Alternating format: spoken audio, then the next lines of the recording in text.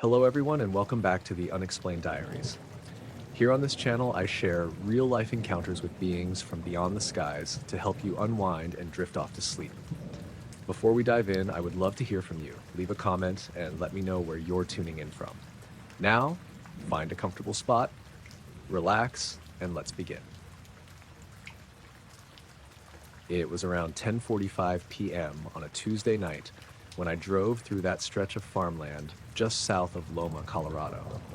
I remember the time because I had checked the dashboard clock after passing the last gas station before the county line, trying to gauge if I'd make it to Grand Junction without having to stop again. I was alone, heading back from visiting my cousin in Montrose. The drive was mostly uneventful: flat two-lane roads, irrigation ditches, the occasional deer warning sign. Dead quiet. The air was that kind of dry chill you get after a hot day cools off too fast. The windows were down halfway, letting in the breeze, and I had the radio low, tuned to some late-night AM talk station, mostly static with bits of an old country song bleeding through now and then. It started with a smell. That's the first thing I noticed. I was passing this big open field, flat, endless rows of what I think was corn, as though it could have been something else. I caught a weird scent, sharp and sour, not like manure or pesticide. It reminded me of when you crack open a battery. Real faint, but definitely not right. I slowed down a little and leaned forward over the steering wheel to glance across the field, just out of habit more than anything. That's when I saw it. There was this huge, perfectly round section in the middle of the field where the crops were just down, completely flattened. It had to be at least 40 or 50 feet across, maybe more. No damage, no sign of machinery, no tractor lights in sight. Just this smooth, circular dent in the corn that looked too clean to be natural. Even from the road, I could tell the plants weren't broken or torn up. They were just pressed down, like something heavy had hovered right on top of them. No tracks leading in, no footprints. I pulled off onto the gravel shoulder without really thinking about it. The static on the radio kicked in hard the second I stopped, just a burst, almost like a pop, then dead air, then more static again, rising and falling in weird little pulses. I turned the volume down but didn't shut it off. The smell was stronger with the windows down. Still faint, but it was there. Chemical, like hot plastic and ozone maybe? Hard to describe. I got out, leaving the engine running. The whole area was quiet, way too quiet. No insects, no wind rustling the corn, but nothing. I stood by the ditch for a second and looked out across the field toward that circle.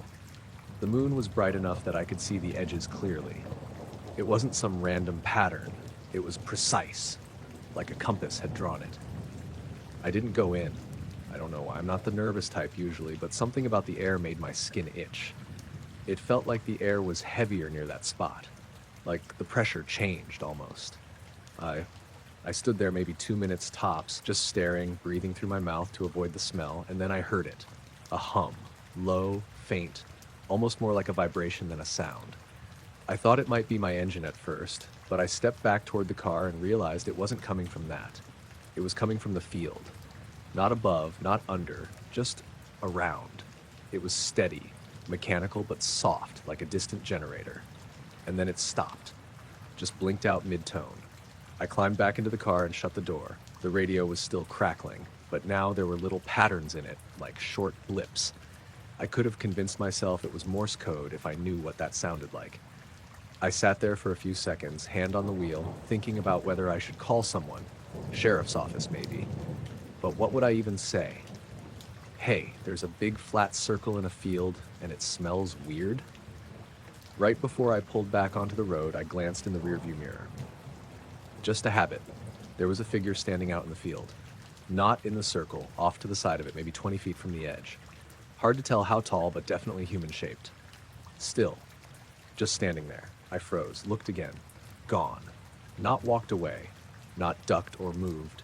Just wasn't there anymore. Like I blinked and it vanished. I didn't wait around. Pulled back onto the road fast, tires kicking up dust. The radio cleared up a bit the farther I got, but never totally returned to normal until I was at least a mile past that field. A few minutes later, I passed an old barn with a busted windmill and figured that was the edge of the farmland. I told myself I imagined the person. Maybe it was a shadow or one of those scarecrows that look too real from the wrong angle. That made sense, kind of. But about 20 minutes down the road, something else happened. I came around a curve and noticed that all the car's dash lights flickered. Not off, just dimmed for half a second, then came back full. The headlights too. It was enough to make me check the battery gauge, but everything looked fine. Engine ran normal. Still, it rattled me a little. I glanced at the time, 11:12. The drive between where I pulled off and that curve should have taken about 10 minutes, maybe 12. I lost almost 20. I remember that part clearly, because I was already mentally calculating how late I'd get in. I don't remember pulling over or stopping. There were no turns, no exits, just a straight, flat highway. When I got to my hotel in Grand Junction, I parked under the light, turned the car off, and just sat there for a few minutes. The smell from earlier seemed to cling to my clothes. I even sniffed the fabric of my hoodie and could still catch traces of it. Eventually, I checked in, showered, and tried to sleep, but I kept thinking about the circle and the figure. I went back the next morning. Same road, same field. The crops were still flattened, still a perfect circle, but the color was wrong. The plants inside the circle looked duller, a little more grayish maybe. Everything else around it was fine. No sign anyone had been there. No vehicles, no footprints, just the circle. And no smell. I stood there for a while, half expecting to hear the hum again. I even rolled the windows down to listen. Nothing. Dead quiet, same as the night before, but no weird vibes this time. No static on the radio either. I tried tuning it to that same station, got regular noise, no pulses, no pops, just bad AM reception like normal. I thought about walking out there, maybe just to the edge. I didn't. I drove away, and I haven't taken that route since. It was a Thursday night, or technically Friday morning, when the power went out. I remember that because I just finished up a Zoom call with a client in New Zealand. Time zones are hell, and I was shutting things down for the night. It was a little after 3. I was heading to bed, walking through the kitchen, when everything went dark. No flicker, no surge. Just click, gone. The overhead lights, the fridge hum, the little glow from the router in the corner, all out. I stood there in the kitchen for a second, waiting to see if it would pop back on, but it didn't. The neighborhood's pretty quiet at night, so I could tell right away it wasn't just me. No porch lights outside, no street lamps, just darkness. I keep a flashlight in the drawer by the fridge and a few candles in the cabinet over the sink. I wasn't panicked or anything. Power outages happen. This one just felt sudden, like it had been cut, not lost. I lit 2 candles and set them on the table. The old battery-powered wall clock above the sink was still ticking. I remember glancing at it. 3:17 a.m. I don't know why that stuck with me. Probably because I looked at my phone minutes before and it had said 3:14, maybe 3:15. But the wall clock already said 3:17, like it had skipped a couple minutes. I figured maybe the battery was dying, even though I'd replaced it not long ago. I turned my phone back on to double check the time. It said 3:17, the same exact time as the wall clock. But the second hand wasn't moving. It had stopped too, just stuck there, motionless. I tried opening the clock to check the battery, but it was warm to the touch. Not hot exactly, but warmer than it should have been. I pulled the clock down off the hook and set it on the counter. It just sat there, dead. Outside, the street was silent. No cars, no crickets, no breeze, nothing. I looked through the window and didn't see anything out of place. But the stillness felt strange, heavy, like everything had paused for a moment and hadn't started back up. I sat at the kitchen table for maybe 15 minutes, just letting the candle burn down and waiting for the lights to come back on. When they finally did, it was all at once. No flickering or slow return, just full brightness. The ceiling light, the fridge, the stove clock, and the microwave. That's what made my stomach drop. The microwave clock flashed 3:17, not 3:34 or 3:35 or whatever time it should have been, just 3:17. Same as everything else. I checked the oven clock. Same thing. 3:17, blinking. I looked back at my phone, still said 3:17. And then, just like that, the clocks resumed. My phone jumped to 3:36. The wall clock ticked forward a second. The microwave started blinking normally, like it had just rebooted. But it all froze there first, at that same exact time. I went to bed, but I didn't sleep. Not really. I kept checking the time, kept listening for the hum of the fridge or the little creak of the house settling. Everything sounded normal, but something felt off, like I was waiting for something else to happen. Nothing did, until the next night. I was already half asleep around 3 a.m., drifting off when I heard the little whine of my phone charger disconnect. Just a faint chime, like it had been unplugged. I sat up and looked at the screen. It was black. I pressed the power button. Nothing. Then I glanced across the room at the digital alarm clock on my nightstand. 3:17. Blinking. No lights in the hallway. The AC fan had stopped. Power was out again, but only in the house.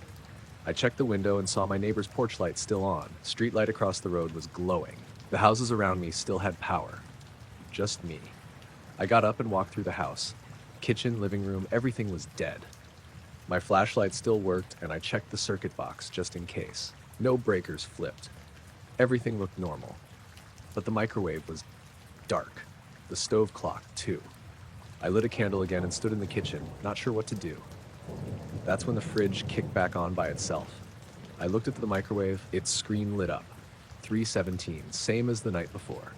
That pattern kept happening. Next night, same thing. Not always with a full outage. Sometimes it was just the Wi-Fi cutting out or my phone restarting randomly.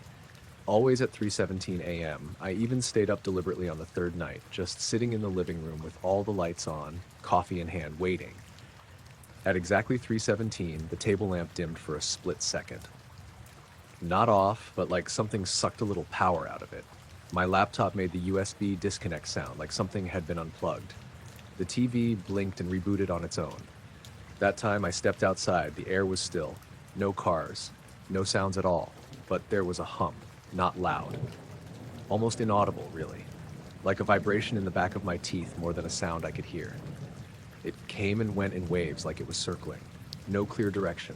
I couldn't tell if it was coming from the sky or the ground. I walked to the edge of the driveway and looked up. Clouds were low, thick, no stars. Just a dull gray sky with no movement. I stood there for 5 minutes, 10 maybe. Then every porch light on my street flickered at once. Just once. A short blink. Mine was already off. Then the sound stopped. When I walked back inside, every device that had a clock, microwave, oven, coffee maker, thermostat, was frozen again at 3:17. Like it had all shut down and then booted up at that moment. My phone was on the lock screen. Time was correct. Nothing in the notifications, no missed calls or texts. I tried recording it the next night. Set my phone up facing the microwave and another camera on the living room clock. Started them around 3:10 and just let them roll. At 3:17, the microwave screen blanked out and came back showing 3:17 again. Same with the other devices. But the video? Corrupted. Both files. The app froze. Both cameras stopped at the same frame, 3:17 a.m., and wouldn't play beyond it. Just digital static. No audio, no image. I tried again the following night with a GoPro. Same deal. By the 6th day, I'd gotten into the habit of waking up before 3 a.m. and just watching. My body adjusted to it, like it knew something was coming. Every time, something small would happen. Once, the baby monitor made a pop and lost signal, even though I don't have kids. I bought it years ago for a different reason. Never used it. It was stored in a drawer, unplugged, still beeped. Another night, my thermostat screen turned bright white and reset. Nothing else in the house glitched. Just that. Always at 3:17. I finally called the power company, asked if there had been any outages or work scheduled in the area. They checked. Nothing on their end. No other reports. I had the guy on the line walk me through my meter activity. Everything looked normal. No spikes, no dips. After 10 days, it just stopped. No flickers, no resets. Clock stayed in sync, but the wall clock above the sink, still frozen at 3:17. Won't tick, even with a fresh battery. I've replaced it twice. The second hand just sits there, like it's stuck in place. I took it down eventually and shoved it in the back of a cabinet. I still wake up around that time sometimes, without an alarm. Just my body telling me it's 3:17 again. It usually is. I lived in a second-floor apartment over a dentist's office, the kind of place that always smelled faintly like mint and disinfectant when the vents kicked on. That night had been quiet. No sirens, no loud neighbors, just the the low hum of the refrigerator in the kitchen, and rain tapping against the window unit. I went to bed around 11:30. I remembered checking my phone. 2 unread emails, 1 text from my sister about our mom's birthday. Normal stuff. I plugged it in on the nightstand and turned onto my side. The rain got heavier for a while, then slowed to a soft, steady patter. I fell asleep pretty fast. I woke up at some point in the night because the room felt wrong. That was the first clear thought I had. Not loud, not scary yet, just wrong. There was light in the room. Not from outside, my blinds were the cheap plastic kind that blocked most of the streetlight glow.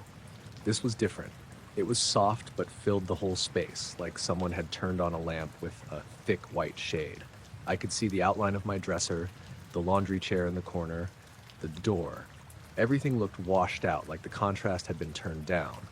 I tried to lift my head, and that was when I realized I couldn't. It wasn't like being held down. It felt more like my body was too heavy to move, like gravity had quietly doubled. I tried wiggling my fingers first. Nothing. My arms felt like they were buried under sand. My chest moved, so I knew I was breathing, but even that felt slow, like my lungs were working through syrup. I wasn't panicking yet. I remember thinking, oh, this is that thing, sleep paralysis. I'd read about it before. Your brain wakes up before your body does. People see stuff. That explanation felt solid for maybe 10 seconds. Then I noticed the sound, a low hum. Not loud, but steady. It didn't come from one direction. It felt like it was just there, in the air. It reminded me of standing near a big electrical transformer, that faint buzzing you feel more than hear. My eyes were open, and I could move them a little. I looked toward the window. The blinds were glowing. Not bright beams coming through the slats, more like the plastic itself was lit up from behind, evenly. I tried to swallow and couldn't. My mouth was dry. My heart started to beat harder, and I could hear it in my ears. I tried to tell myself it was a dream layered on top of being half awake. That still made sense. Mostly. Then the light shifted. It didn't flicker. It didn't get brighter. It sort of tightened. Like the room had been filled with foggy light, and now that fog was slowly pulling toward the center of the ceiling. The corners of the room got darker, while the space above my bed stayed bright. I wanted to turn my head to look straight up, but my neck wouldn't cooperate. My eyes strained, and I caught just the edge of something in the upper part of my vision. Not a shape exactly, more like a place where the light looked thicker, like heat shimmer over asphalt. The hum got slightly louder. Still not loud enough to hurt, just present. I had this strong, stupid thought that my upstairs neighbor had put some kind of machine on the floor and it was shining through the ceiling. That didn't make sense, and even in that moment I knew it, but my brain kept reaching for normal explanations and coming up short. My phone screen lit up on the nightstand. I couldn't turn my head enough to see the whole thing, but I saw the glow. Blue-white, sharper than the rest of the light. It stayed on way longer than a normal notification. Long enough that I started counting in my head.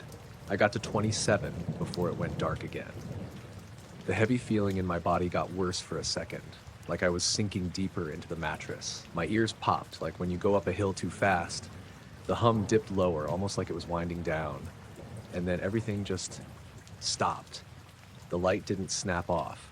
It faded, smooth and slow, until the room was dark again, except for the faint orange glow from the smoke detector. The hum thinned out and disappeared.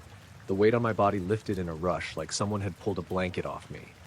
I sucked in a huge breath and rolled onto my back, arms jerking like they belonged to someone else. My heart was pounding so hard my chest hurt. The room looked normal. Dark. Quiet. Rain still tapping at the window.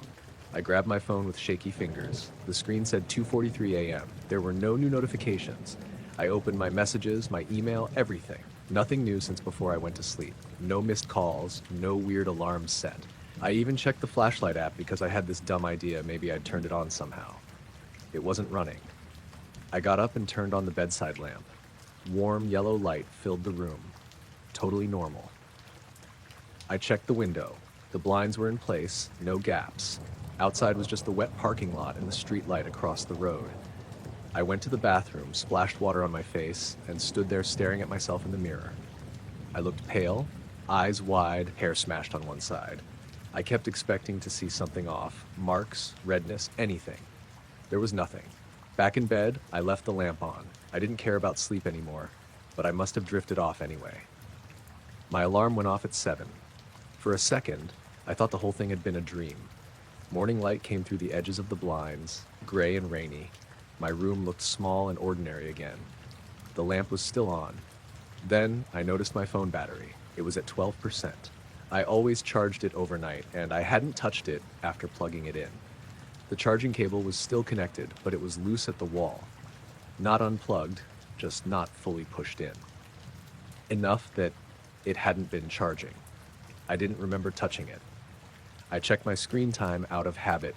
It showed over 3 hours of active use between 2 and 5 a.m., most of it listed under home and lock screen.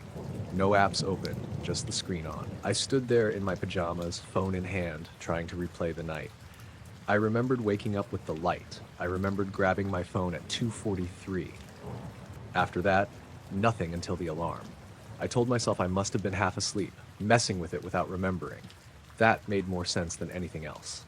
In the kitchen, I poured cereal and noticed the microwave clock. It said 6:17. The stove clock said 7:12.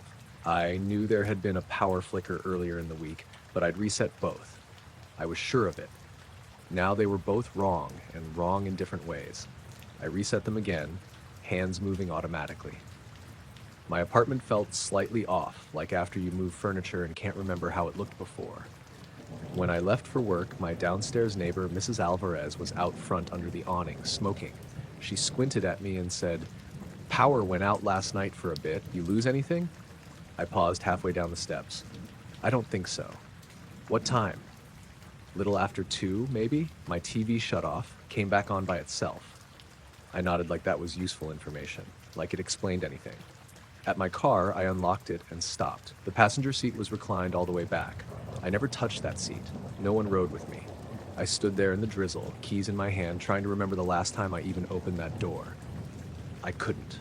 I leaned in and pushed the seat upright again. The fabric felt slightly damp, like it had been left near an open window, even though everything was closed. I drove to work in a fog, not sleepy exactly, just detached. Every time I stopped at a red light, I glanced up at the sky without meaning to. It was low and gray, clouds hanging heavy over the highway. That night, when I went to bed again, I didn't plug my phone into the wall. I set it face down on the dresser across the room. I lay there in the dark, listening to the building creak and the pipes knock. Every little glow made my stomach tighten. Car headlights passing, the LED on the smoke detector. I didn't sleep much. But nothing happened. Still, every time I wake up in the middle of the night now, I check the room before I move. I listen for that low hum, that pressure in the air. Sometimes I think I almost hear it, right at the edge of everything else.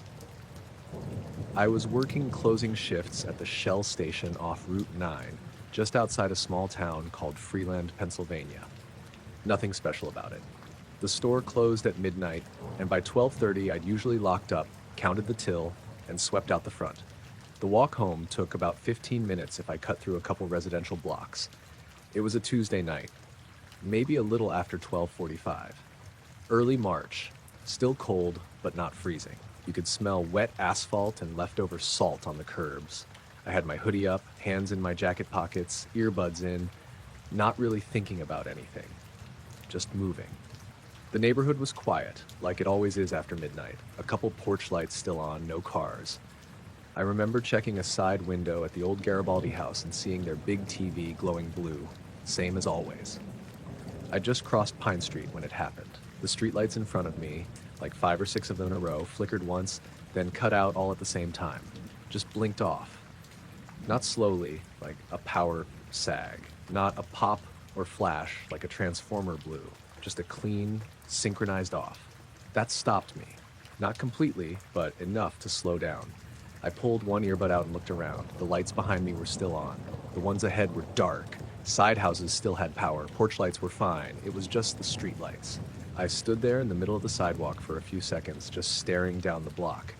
It looked darker than it should have. Not pitch black, but thick, like the shadows were closer somehow. Then the sound started. At first, I thought it was just in my head, like pressure or that inner ear whine you get on a plane. But it grew, slow, steady, low, not a mechanical hum, not a buzz. It was deeper, like it was coming through the ground and the air at the same time. The hairs on my arms stood up under the sleeves. I thought maybe I was getting sick. Lightheaded, my legs felt weird, like I was wading through water that wasn't there. Not heavy, just unsteady. The air smelled different too, not bad, just sterile, like plastic and ozone. I took a few steps back, looked up toward the lights that were still working behind me, then glanced forward again. There was something at the end of the block. Not a shape exactly, more like a distortion, like heat rising off a road but vertical. It shimmered right in the middle of the street where the yellow lines ran, stretching maybe 10 feet high. I couldn't see through it clearly, just a blur like someone smeared the air. I didn't move, not because I was scared yet, but because something about it didn't make sense. I blinked a few times, rubbed at my nose, tried to steady my breathing. I thought, okay, maybe I'm about to faint. Maybe this is a low blood sugar thing. The humming got louder, but not painfully, just everywhere. I started to turn back, thinking I'd just walk around the block, maybe sit down. That's when everything shifted. Not in the street. In my head, like a reel skipping in an old tape player. No pain, no fall, just a flick. Then I was somewhere else, on my couch, shoes still on, jacket zipped, hood down. The room was dark except for the blinking of the router in the corner and the microwave clock in the kitchen. 3:08 a.m. I sat up slowly. My legs were tingling like they'd been crossed too long. My neck was stiff, phone still in my pocket, screen dark. I pulled it out and tapped it. Low battery, no missed calls or texts. Last thing I'd opened was Spotify. A song I didn't remember queuing had played 26 times in a row. I stood up, shaky, and checked the front door. Locked, chain on.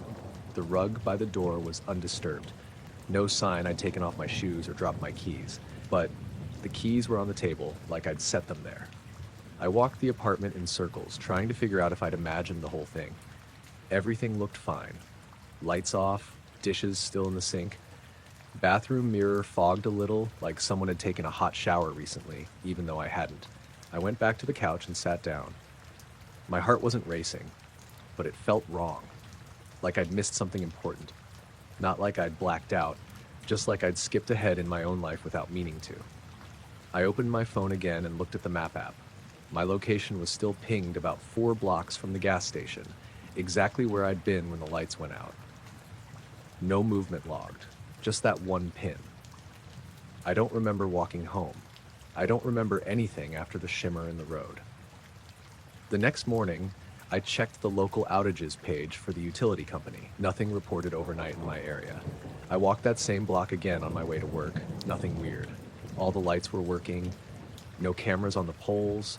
No trucks or dig sites. Just normal. But every time I walk past that spot now, I glance down the street before I cross. Just to check. The lights never flicker again. But I still feel that pressure sometimes, just behind my ears.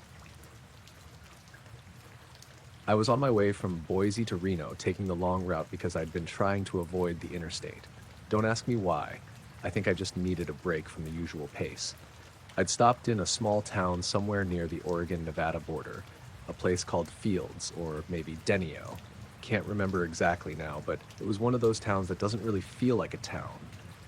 Just a gas pump, a diner, and a squat single-level motel with sun-bleached plastic chairs outside every door. It was late when I got in, around 9:30. I was tired. My back hurt from being in the car all day, and the heat had that dry, clinging quality even though the sun had been down for an hour. I checked in at the little window, no lobby, and got room 5. The parking lot was gravel, mostly empty except for my car and what looked like an old Ford pickup with a tarp over the bed. The room was what you'd expect. Yellowed lamp on the nightstand, bedspread with that stiff floral pattern, air conditioner stuck halfway in the wall. The kind of place that doesn't feel like it's been cleaned so much as just left alone. But it was fine. Quiet. The front window looked out over the lot and a dark stretch of highway beyond that.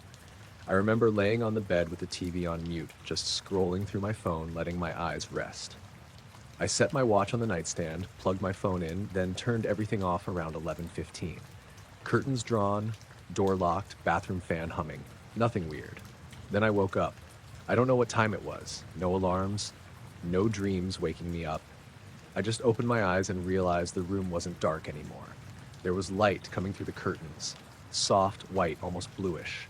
Not flickering, not moving, just steady. Bright enough to illuminate the whole room through the thin fabric, but not sharp like headlights. It filled every corner. My first thought was that someone had parked facing the window with their brights on, maybe pulling into the lot, but I didn't hear an engine, not even tires on gravel. Then I felt it, a deep, low vibration. It wasn't loud, but it was everywhere. Not a sound so much as a physical sensation, like when a big truck idles too close to a building. The bed frame buzzed faintly beneath me. The glass on the nightstand made a small tick sound like it wanted to rattle, but couldn't. I sat up slowly. The curtains didn't move, but the glow behind them was constant, too even. It didn't come from a single point like a car or a floodlight would. It felt like it was coming from the air itself. I went to the window, pulled the curtain back a couple inches, just enough to peek. There was nothing out there. No truck, no headlights, no movement, just the same gravel lot lit up like daylight. But the sky was dark, no moon, no stars. And yet it wasn't black. It was the same soft white blue, like the sky had been backlit somehow. The pickup truck was still in its spot. My car was still locked. No other vehicles. The vibration continued, steady, pulsing slightly. I noticed it in my chest now, like a second heartbeat I hadn't agreed to. I let the curtain fall shut and backed away. The bathroom door vibrated in its frame. Even the air felt heavier, like it was full of static. I looked at my phone on the nightstand. The screen was black. I tapped it. Nothing. Tried the side button. Dead. I picked it up and felt a faint warmth from the back, like it had been running something. I checked my watch. The backlight worked, but the hands were frozen. It said 1:12. The second hand wasn't moving. I stood in the middle of the room for a while, not really knowing what to do. I didn't feel scared yet, just thrown off. Disconnected, like I was inside a picture of a motel instead of the real thing. The humming rose slightly in pitch, then dipped again like it was breathing. I thought about opening the door. I even took a few steps toward it. But the moment I touched the handle, I felt something shift. Not in the room, in me. A kind of heaviness behind my eyes, like the air pressure had changed and my body hadn't caught up. I didn't open the door. Instead, I sat back down on the bed. The mattress felt softer than before. The vibration seemed to pulse in time with something I couldn't hear. And then, nothing. Next thing I remember, I was waking up. Room was dim, curtains closed. The light outside had gone back to the warm yellow of early morning. No hum, no vibration. Bathroom fans still running like nothing had changed. I sat up and looked around. My phone was still on the nightstand. Dead. I checked my watch. It said 1:12. Same as before. I went outside barefoot, rubbing my eyes. The lot was empty. Pickup was gone.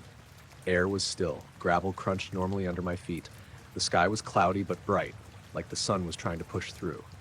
I got back inside, plugged in my phone, and checked the wall clock above the microwave. It said 9:14 a.m., which didn't make sense. My watch had always run a little fast, if anything. But this was exactly 2 hours behind. I reset it. Checked out 20 minutes later. The lady at the window said nothing, just took the key and went back to whatever she was reading. I drove out without turning the radio on. Didn't really want to hear anything. Just drove. I've still got that watch. I never wear it anymore. But I didn't throw it out either. It never kept time right again. This happened last fall, sometime in October.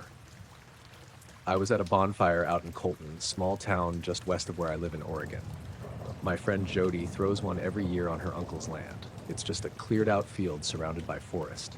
Real casual, lawn chairs, fire pit, folding table with chips and hot dogs. People drink, catch up, then peel off whenever. I got there around 8 p.m., stayed until just after midnight. I hadn't been drinking, had a beer early on, but I was mostly sipping soda the rest of the night. I remember being a little tired, but clear-headed. It had cooled down a lot after sunset, high 40s maybe, and the sky was perfectly clear.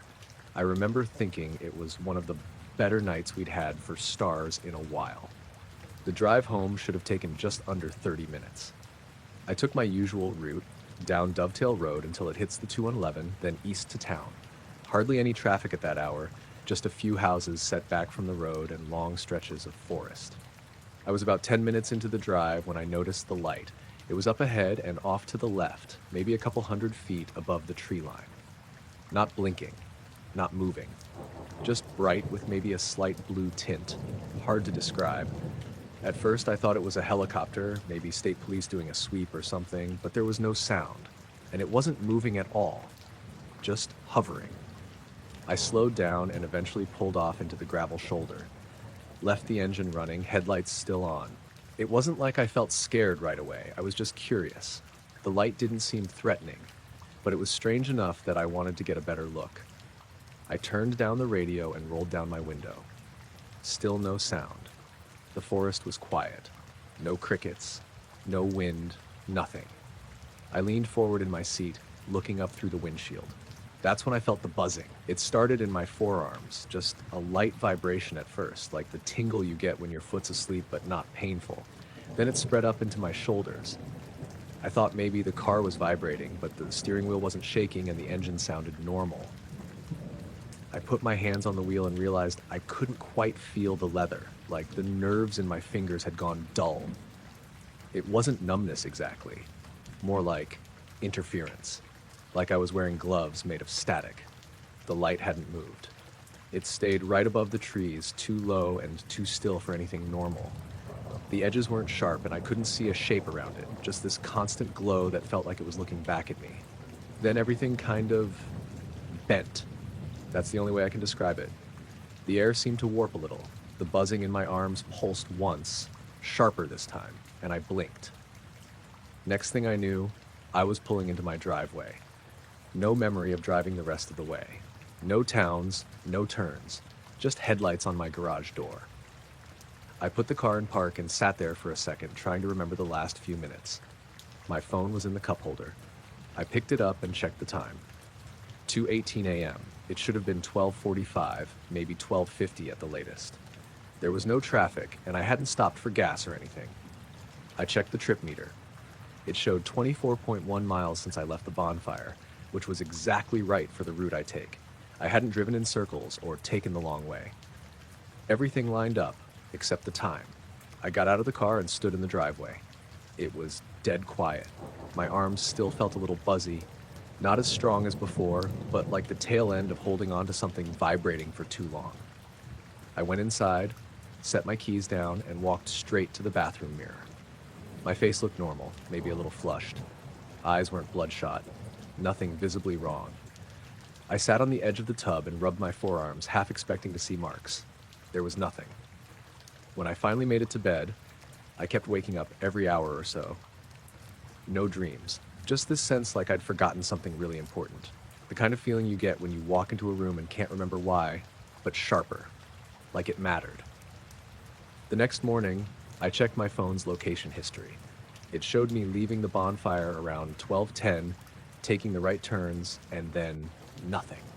Just a straight line from that point to my house with a 2-hour gap. No detours, no pausing, no GPS errors. Just gone. I asked Jody a few days later if anyone else had seen anything that night.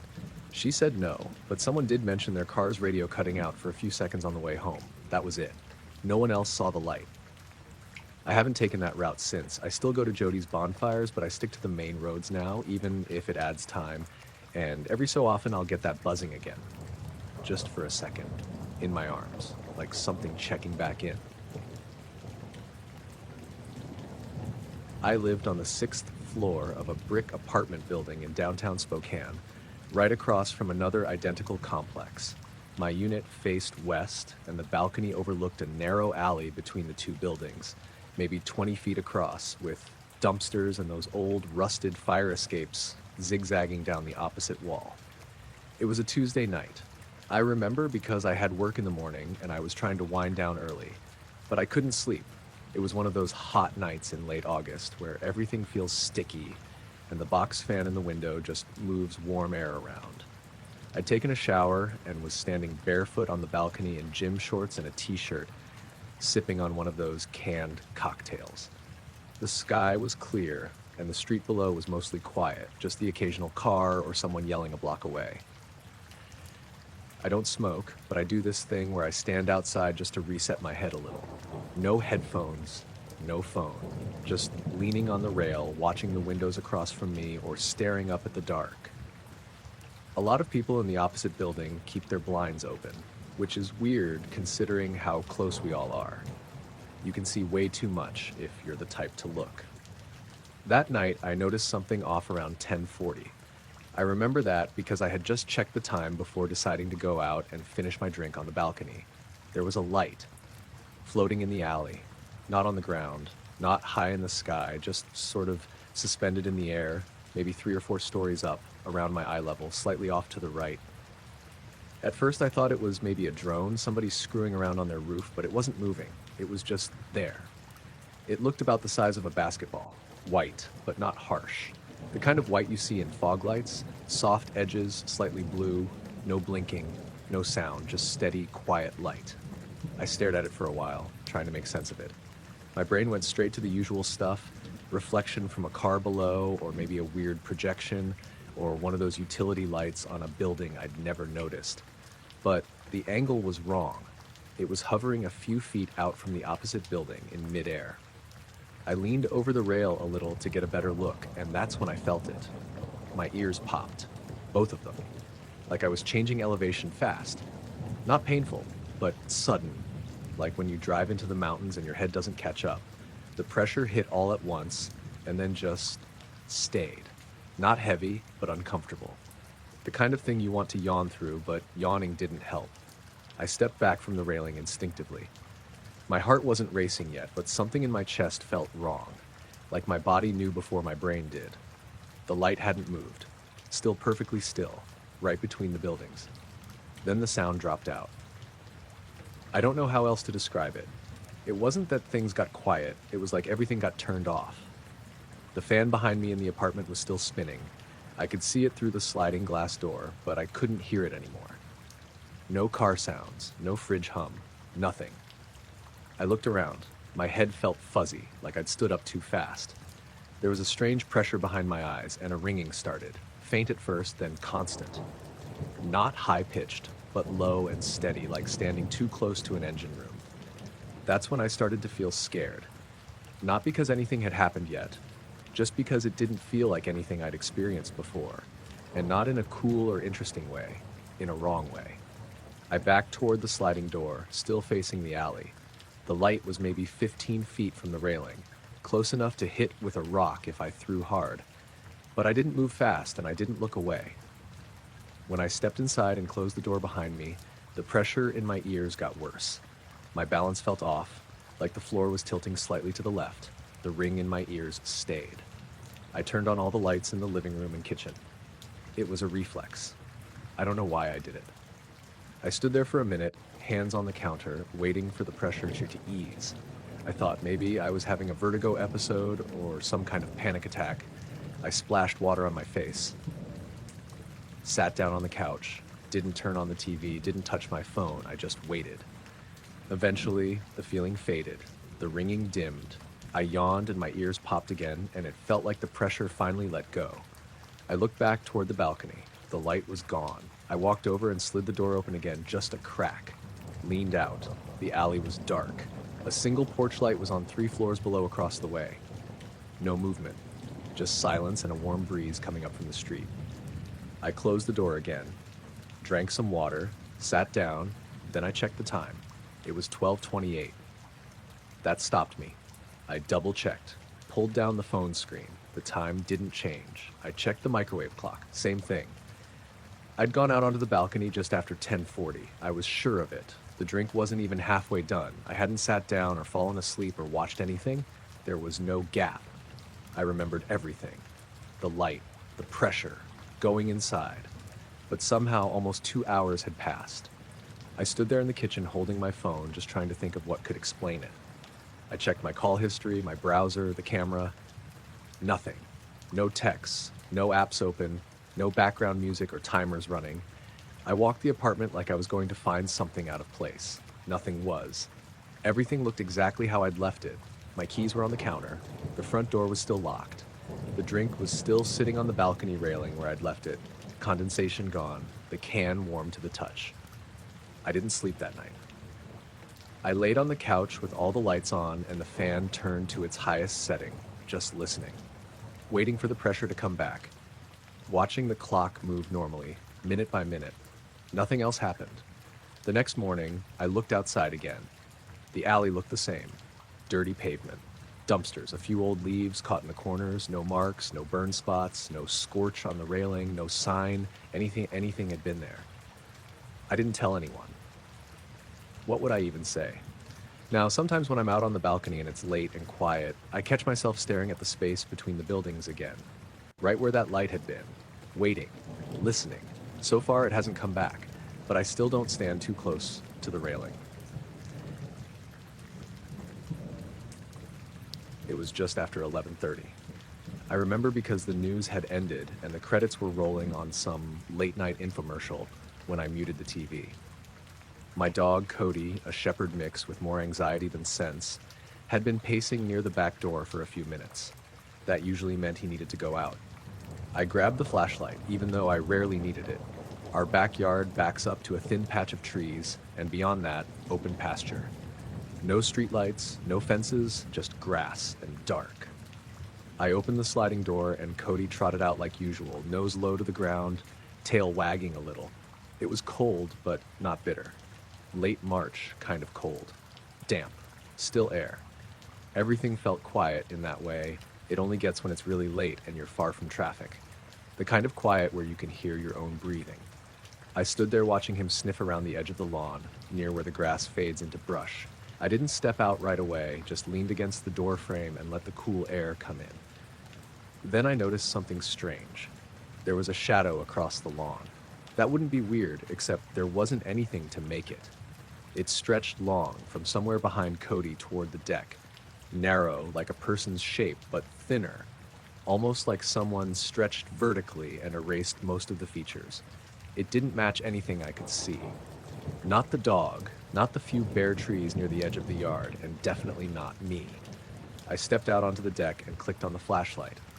The beam didn't help. It only made the edges of the shadow stand out more sharply, like it was absorbing more light than the rest of the grass. I looked up, instinctively. The sky was overcast, just a dull, uniform gray. No moon, no stars, nothing that should have been throwing a shadow that sharp. That's when Cody stopped moving. He froze mid-step, head still down, but ears perked high.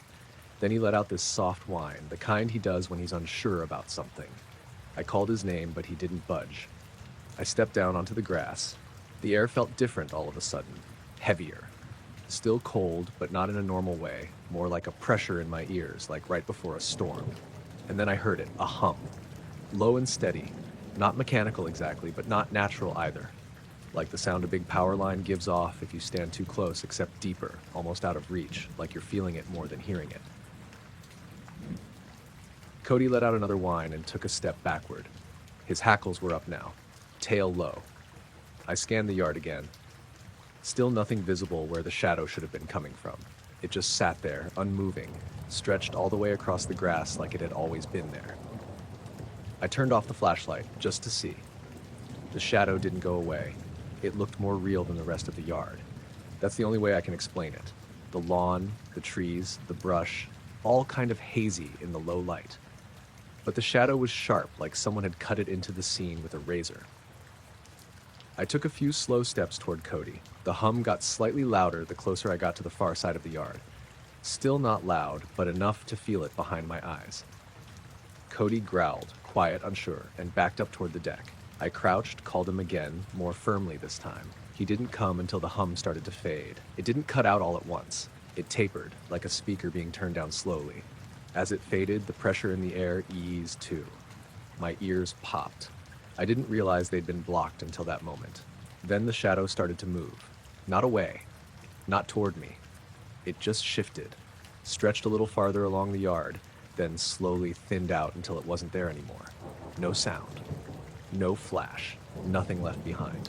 Cody sprinted past me the second it vanished and bolted inside. I followed, locked the sliding door, and closed the curtains without even thinking about it. Inside, the house felt normal again. Quiet. No more pressure. I sat on the edge of the couch, still holding the flashlight, and watched Cody curl up tight under the coffee table, panting. He didn't come out until almost 2 a.m. The next morning, I went outside just to see. There was nothing on the lawn. No markings, no footprints, no burned spots or flattened grass, but the birds were gone. Usually we had robins all over the place by then, pulling worms, hopping around the yard. That morning, not one. It stayed like that for 2 more days.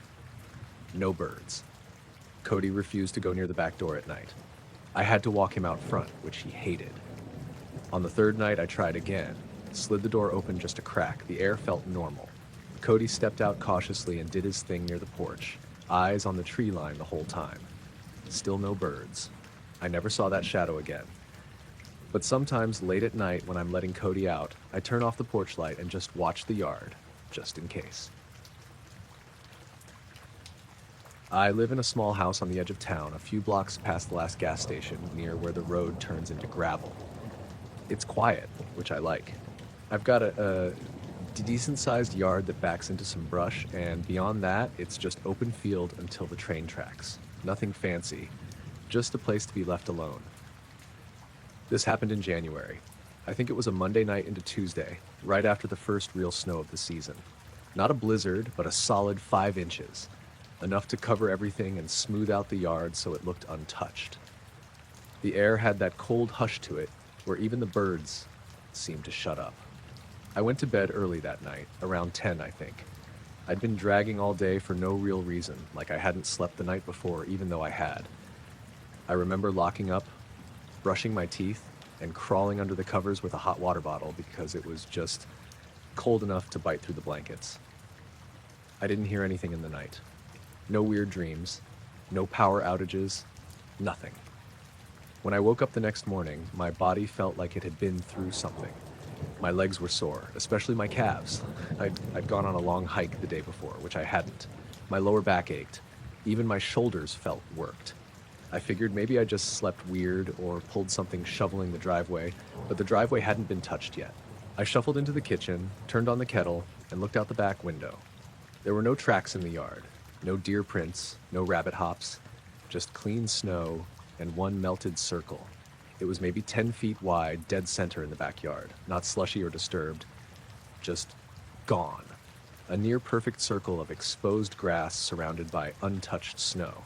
The grass underneath looked slightly damp, like it had thawed recently. No burn marks, no signs of digging, just a smooth ring, clear as day.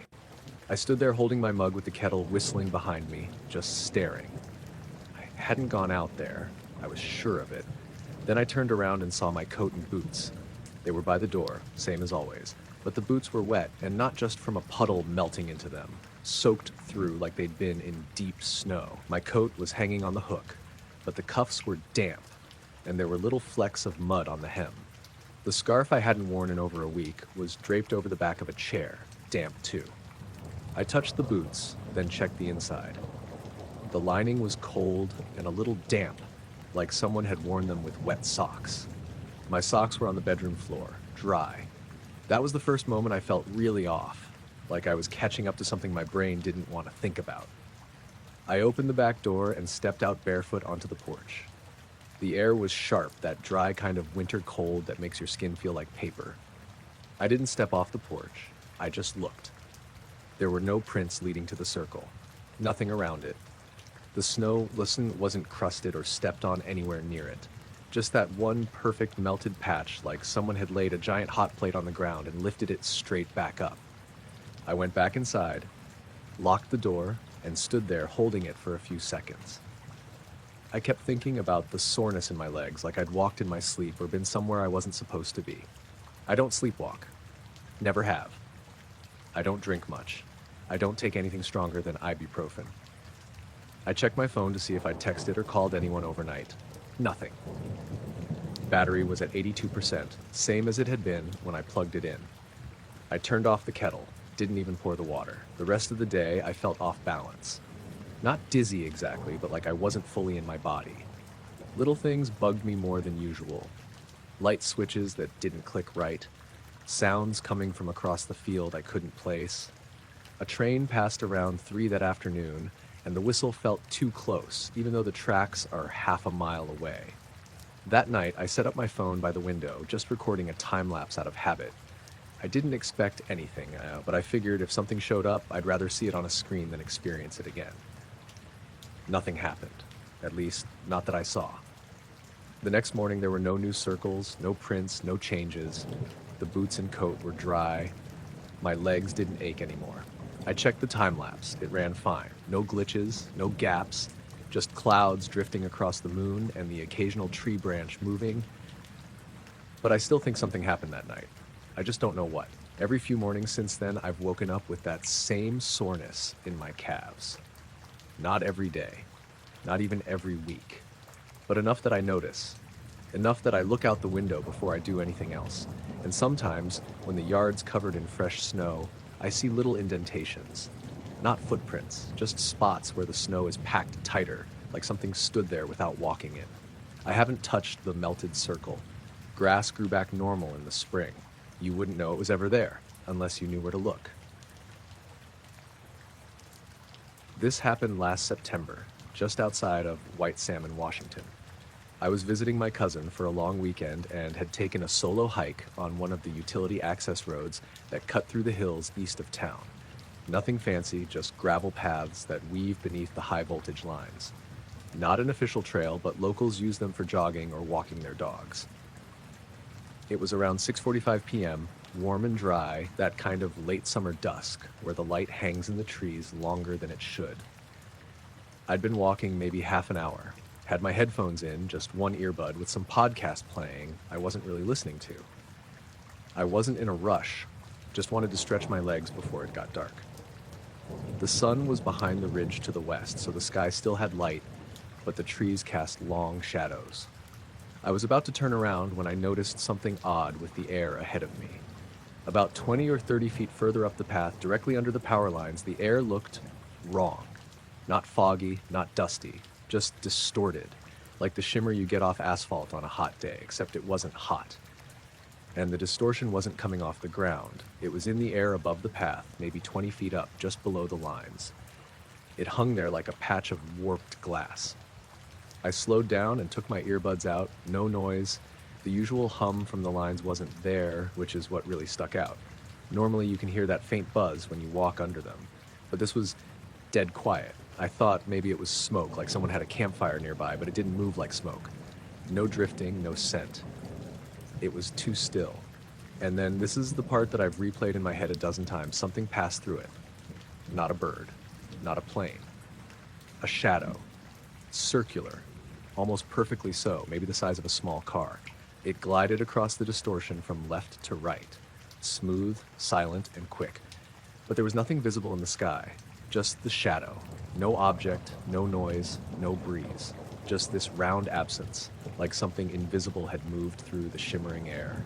I looked up immediately. Clear sky, not a single cloud, trees on either side of the corridor, but no branches hanging over the path. I scanned every direction, but there was nothing up there, just the last pinks and oranges of sunset fading out. I pulled out my phone, thinking maybe I could record it, whatever it was, but the screen was frozen, not off, not crashed, just stuck on my home screen. I hit the side button, swiped, tapped, nothing worked. After a few seconds, the whole thing blinked black and restarted on its own.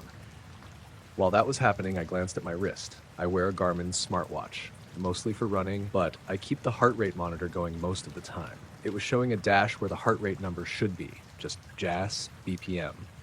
Usually, even when I take the watch off, it shows something. I tightened the strap. Nothing changed.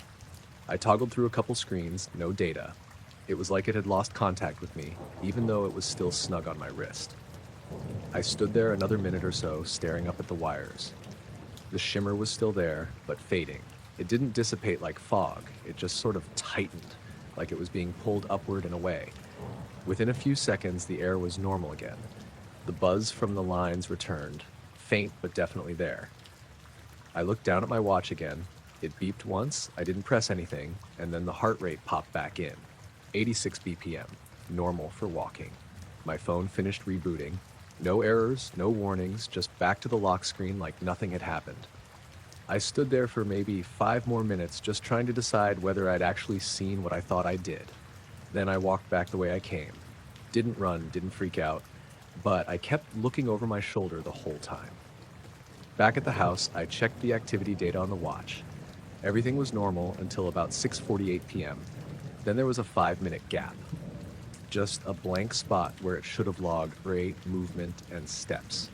No dip, no zero. Just missing. Same with the GPS. The map showed a clean line up the path, then a break. Then it resumed again half a mile back, near where I must have turned around. I didn't tell my cousin about it. I didn't really know how. I wasn't scared exactly, just rattled. It felt like I'd brushed up against something I wasn't supposed to notice. I went back home the next day. Haven't walked under power lines since.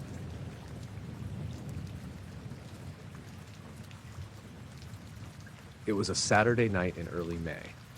My wife, Dana, and I had just gone to bed around 1:30 a.m. Our youngest, Ellie, had finally stopped coughing and fallen asleep, and the older two were at a sleepover at my sister's. The baby monitor was on low. It had been a long day and we were both half asleep already when we heard the noise. It started as a low hum, deep enough that it rattled the windows just slightly, like a distant train. But it wasn't constant. It pulsed, kind of like a slow wave. You could feel it more than hear it. We both sat up almost at the same time. "You hear that?" I asked. Dana just nodded. She was already looking toward the window. We live outside Asheville, just past the edge of town, where the tree line starts thickening up into actual forest. Our house backs up to maybe 15 acres of wooded property, not ours. I think it's city managed or something, mostly untouched. At night it's dark, real dark. We don't even have a street light near us. Just porch lights and whatever filters through the windows. But that night there was a glow, soft, bluish-white light coming from behind the trees, not high in the sky, low, almost like a spotlight shining sideways. It wasn't moving around like a flashlight or anything, and there was no beam cutting through the trees. Just this even light diffused through the trunks and leaves, bright enough that we could see our shadows on the bedroom wall. But it didn't light up the ceiling or the rest of the house, which made no sense. The hum kept going, that slow, vibrating rise and fall like it was echoing from deep underground. I got out of bed and walked to the window, pushed the curtain aside. Dana stayed sitting up, watching me. I could see the backyard clearly. The porch, the garden boxes, the swing set. All of it had this bluish tint, like how everything looks under a full moon. But there was no moon that night. The glow was coming from past the fence behind the trees. I couldn't see the source. It was too low or blocked. But it lit up the trunks from the side in this weird, directionless way. I didn't say anything at first, just stood there, trying to figure out what I was even looking at. There were no shadows on the trees themselves, just a steady brightness, no flicker, no motion. Dana came up beside me after a few seconds. Neither of us opened the window. I don't think we even thought to. It just didn't seem like something we should get closer to. We stood there maybe a full minute before the hum changed. It got deeper, more of a pressure than a sound. I could feel it in my chest. Dana stepped back from the glass, hand on her stomach like it made her nauseous. I remember her whispering, "That's not thunder," like she needed to say it out loud. And then it stopped. The light blinked out, not slowly, not like it dimmed, just gone like someone flicked a switch. Instantly, the backyard was dark again. Dead quiet, no breeze, no insects, just silence. I opened the window then, finally, just a crack. Nothing, no smell, no sound, no lights. I thought about grabbing a flashlight and going out there, but something about the way the air felt held me back, like it was too still or heavy. I told myself I'd check it out in the mornings, maybe just see if something had landed in the woods or if some neighbor had been messing around with a spotlight. We didn't go back to sleep. We lay in bed with the baby monitor on full volume and the covers pulled up like kids. No more hum, no more light. The next morning, I went out there before breakfast. The dog, Moose, wouldn't follow me. He's a big mutt, part shepherd, part who knows what.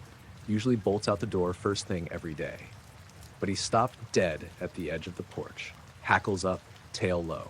When I called him, he whined and backed into the house. I didn't push him. Out in the yard, everything looked normal at first. The grass was wet with dew, no burns, no flattened spots. But past the fence where the trees start, that's where it got weird. The leaves back there were off. Some looked duller than the others, like they'd been dusted with a grayish film. A few branches had tiny round holes in the leaves, almost like insect bites, but too clean, too uniform. The dirt had these small divots in it, like something had pressed down lightly and then vanished. Not footsteps, more like impressions. No clear pattern, no tracks leading anywhere. I didn't go far in, just stood there, maybe 10 feet into the trees, listening. Still no birds, no rustling, just silence, even in broad daylight. When I got back to the porch, Moose was sitting at the door watching me. Wouldn't even sniff the air toward the trees. That whole day, he refused to go near that side of the yard. Every time I tried to walk him near the fence, he dug his heels in and pulled the other way. The kids came home later that afternoon. I didn't say much. Told them Moose had an upset stomach and to leave him be. I didn't want them out there playing near the trees anyway. That night, I checked the backyard every couple hours. Nothing. Just dark and quiet. By Tuesday, the birds came back. The usual noise started up again, but the dog still won't go near the back fence. Even now, months later, he'll run the length of the house and back, but the second you try to lead him toward that part of the woods, he stops cold. And at night, sometimes I swear I hear that hum again. Not loud, just a low, slow vibration I feel in my chest if I sit still long enough. But when I stand up, it's gone.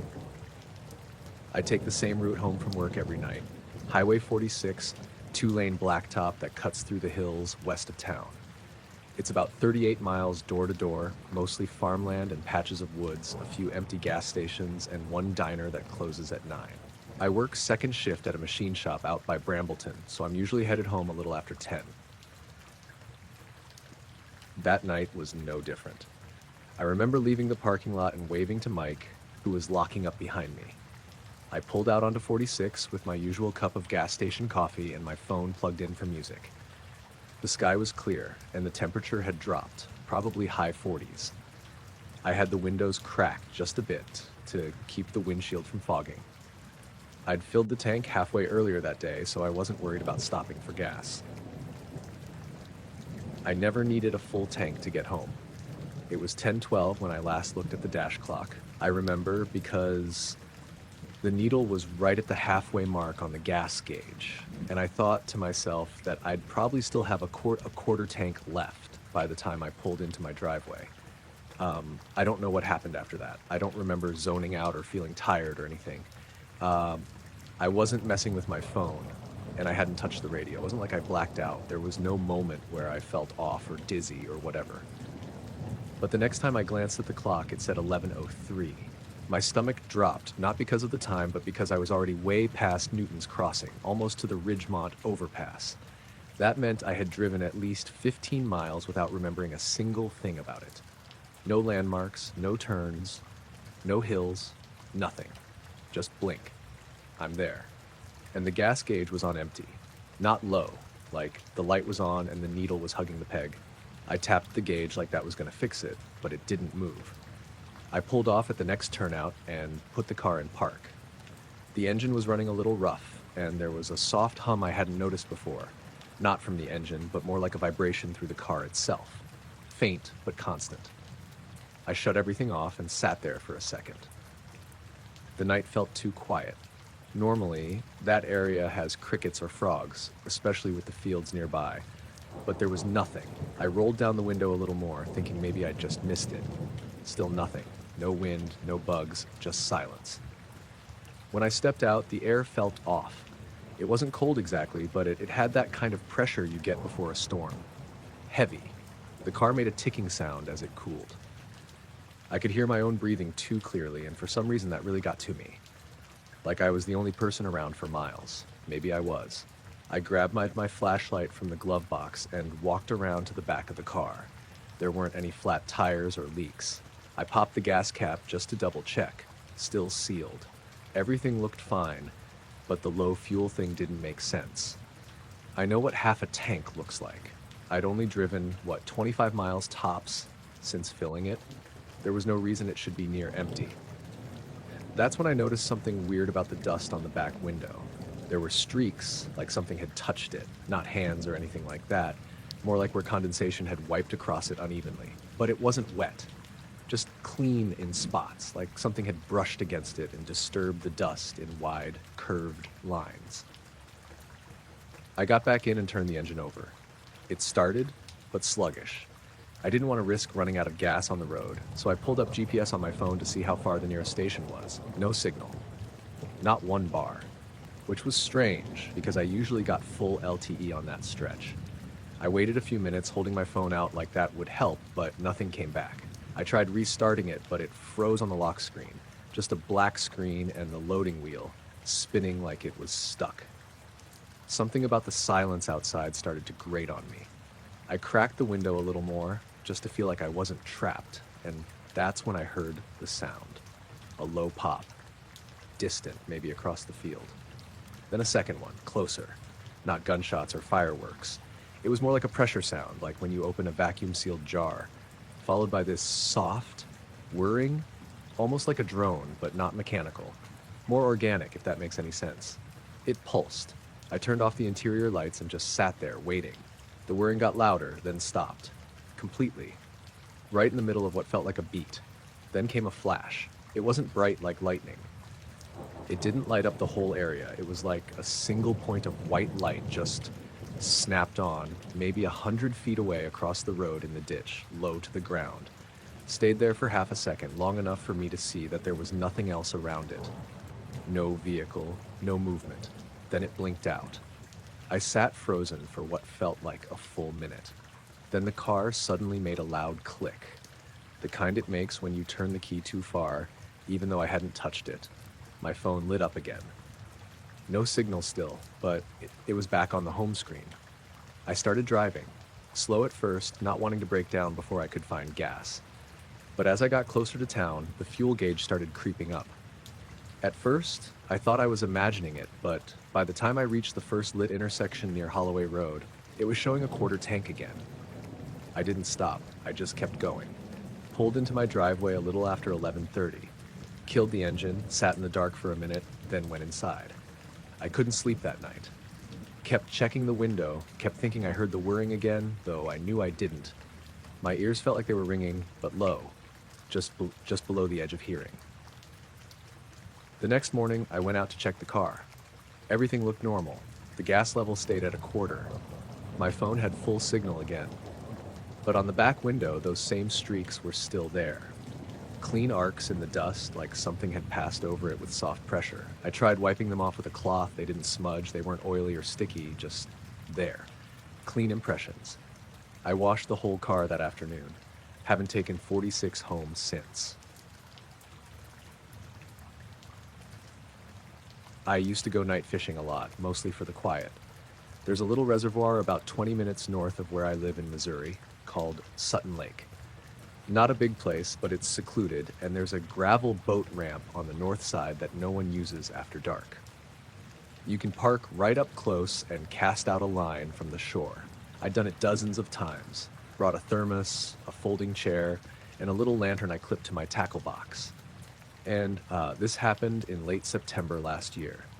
It was one of those nights where the air felt too still, like everything was paused. No breeze, no bugs buzzing around the light, no frogs or anything. I remember noticing how quiet it was even before anything weird happened. I got there around 9:40 p.m. and set up in my usual spot, down past the ramp where the gravel gives way to hard-packed dirt.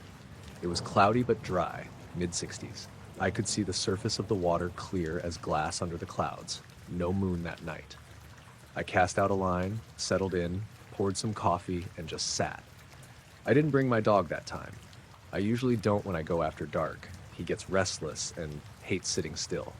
I kind of wished I had, though, once things started feeling off. It was around 10:20 when I first noticed the light. It started out real faint, just a pale glow over the water, maybe a couple hundred feet out from shore. At first, I thought it might be a boat, but there was no engine sound, not even a ripple. Just this soft, round light, kind of bluish white, maybe the size of a car, hovering, not on the water, over it. I stood up, thinking maybe it was a drone.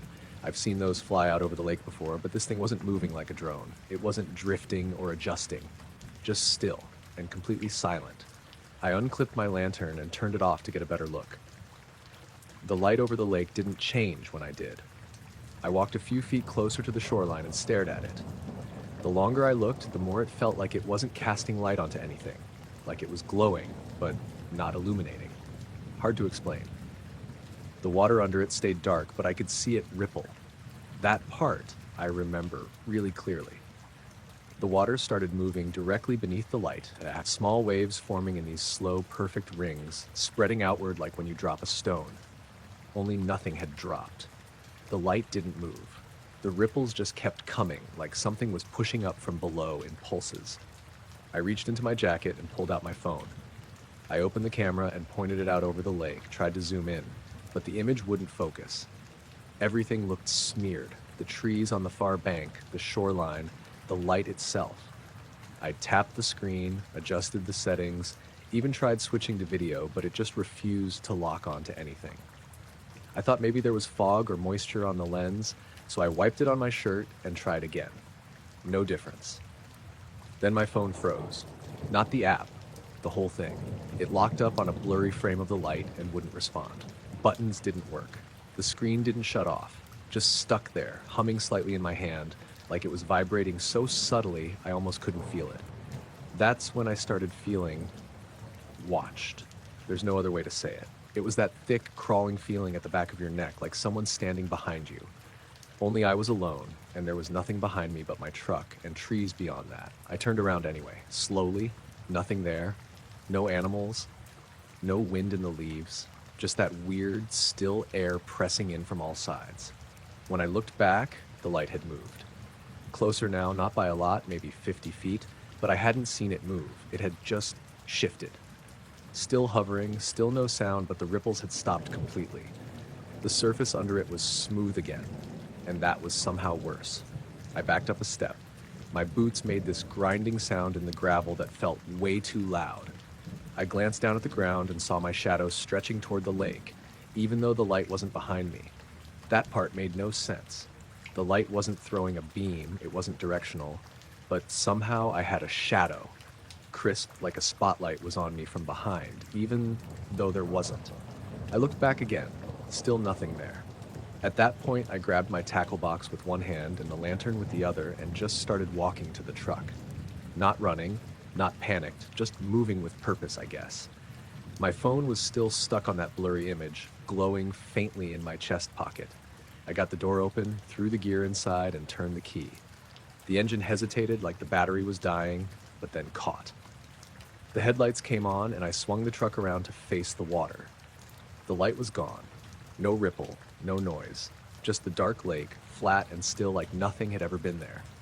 I sat there with the engine idling and the headlights shining across the shoreline, waiting for something. I don't know what. My phone screen finally went black. I pulled it out and tried turning it back on. It took longer than usual, but it booted. The battery was at 4%, even though it had been nearly full when I got there. I didn't fish the rest of the night. Just drove home in silence, no music, no phone plugged in. Every once in a while, I'd check the rear view, half expecting to see that light in the distance. But the road behind me stayed dark. Next morning, I looked through my photos. There was one shot from that night. The blurry frame, just smears of gray and blue, like someone dragged their finger across a wet painting. The metadata said it was taken at 10:26 p.m., which lined up. I saved it, but it's basically useless. I haven't been back to Sutton since. I was driving west through Nevada on Route 50, the part they call the loneliest road, on my way to California. It was late, maybe around 1:40 a.m., somewhere between Ely and Fallon, and I'd been driving for hours without seeing another car.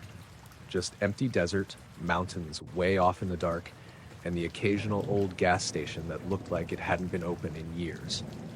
I was low on gas and needed to stretch my legs anyway, so when I saw the blue highway sign for a rest stop ahead, I pulled off without thinking much. Just a simple concrete building with a handful of parking spots, a water fountain, some picnic tables out back. Nothing fancy. Maybe 6 or 7 other cars and trucks scattered around the lot, all empty. I figured people were sleeping in their vehicles. I've done that before. The sky was clear, full of stars, dry heat still clinging to the asphalt even at that hour. I left the car running for a minute, cracked the door, and stepped out. The silence hit me right away. Not even a breeze. Just that thick desert quiet where even your shoes on the gravel sound too loud. I locked my car, took a quick walk inside to use the bathroom. Fluorescent lights, humming vending machines, the usual. The building was empty. No attendant, no travelers. Just me and the weird buzz of overhead lights. I checked the mirror while washing up. My face looked more tired than I felt, like I hadn't slept in days. I remember thinking that because it felt like I had slept the night before, but looking at myself gave me a second of doubt. On my way back out, I stopped near the bulletin board by the door, one of those community cork boards with old flyers for missing pets and weather warnings. I wasn't looking for anything, just zoning out. That's when every single car alarm in the parking lot went off at once. Not staggered, not even a second apart, just all at once. Lights flashing, horns blasting. I jumped back instinctively and ran outside, expecting to see someone messing around out there. But the lot was still completely empty. The cars were going nuts, headlights strobing, horns overlapping, echoing off the building and out into the desert. My ears were ringing from the sound. I looked at my own car. The lights were flashing, horn blaring like the rest of them. I'd locked it, sure, but nothing should have triggered it. And the other cars? Some were old enough they barely looked functional, and here they were, freaking out like they'd all been hit with the same signal. I stood there frozen for a second, trying to decide whether to run back inside or get in the car and go. And that's when it happened. Everything stopped. The alarms, the lights, the sound, cut off instantly. No fading out, no delay. Just silence, like someone hit a universal mute button. And then it got darker, not all around, just above. I looked up, and the stars were gone. Not all of them, but this one section of sky right above the lot was just blank. No clouds, no shimmer, just black, like something huge had moved over us and was blocking the stars. I couldn't make out a shape, no edges, no lights, but the stars around it made the absence obvious. A smooth oval of darkness, bigger than anything I've ever seen in the air. It didn't make a sound, no engine, no wind. It didn't ripple or shake or shimmer like heat waves. It just floated there. I felt the air shift around me, but not like a breeze, more like pressure or a drop in temperature that I couldn't quite feel on my skin but knew was there. I don't know how long it stayed, might have been 10 seconds, might have been a minute. Then it drifted. Slowly, without turning or tilting, it moved east. The stars behind it reappeared, one by one, like they were being unblocked. It passed over the rest stop building and kept going until the sky looked normal again. No alarms restarted, no lights came back on, everything stayed quiet. I walked back to my car, the locks were still engaged, the engine hadn't been touched. I sat down inside, shut the door, and just sat there, hands on the wheel. I didn't drive right away. I kept waiting for something else to happen. More lights, another sound. But nothing came. After maybe 5 minutes, I turned off the engine, grabbed my phone, and walked back into the building. I didn't really know what I was doing. Maybe hoping someone else had seen it too. The vending machines were still humming, the fluorescent lights still buzzing. I walked behind the counter, probably not allowed, but I didn't care, and found the monitor that showed the security camera feed. It was paused on a frozen screen. I tapped the keyboard. Nothing happened. Mouse wouldn't move.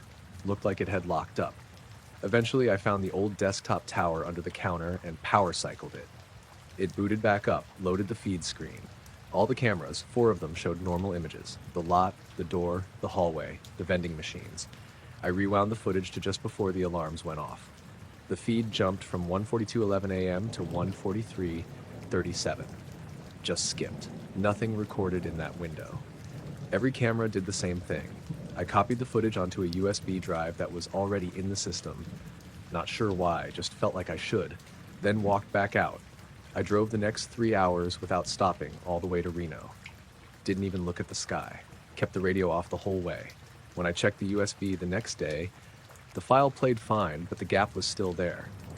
Just cut out like it never happened. I still have it. I don't know why. I've shown a couple people, but It's not proof of anything, just some skipped time and silent images of a place that looks completely normal. I haven't driven that stretch of 50 at night since. It was around 1:15 in the morning when I first heard it. I just turned off the TV in the living room and was heading to bed. The house was completely quiet, no appliances running, no cars outside. It was one of those nights where the stillness feels heavier than usual. No wind, no crickets, not even the distant hum from the highway a few miles off. I live in a small ranch-style house just outside of Iron Ridge, Wisconsin. Not much around here. A couple neighbors spaced out along the road, lots of trees, lots of quiet. My yard backs up to a thicket of woods that goes on for acres. I've seen deer, raccoons, the occasional owl, normal stuff. Nothing bigger than a stray dog. Anyway, I was brushing my teeth when I heard it, a slow, deliberate thump overhead. Just one, then a pause, then another. Not like something fell. Not random. Footsteps. Measured, heavy enough to feel faintly through the ceiling. I froze. Toothbrush still in my mouth. Thump, thump, thump. I turned off the water and stood still, listening. It moved from the far end of the house above the guest bedroom toward the center. Not fast, not dragging. Just one step at a time. I walked out into the hallway, barefoot, and pressed my hand to the ceiling. I didn't feel anything vibrating, but the sound was clearer there. The steps passed right over me. I live alone, no pets, no trees hanging over the roof. There was no wind that night, and the forecast had been clear, cool, dry, mid-40s. I didn't want to jump to conclusions, but it wasn't a squirrel or raccoon. I've heard animals up there before. This wasn't that. I went to the kitchen, grabbed the flashlight I keep in the drawer by the fridge, and unlocked the back door. The yard was dead quiet. No wind, no movement. The woods loomed behind the house, but I couldn't hear a thing coming from them.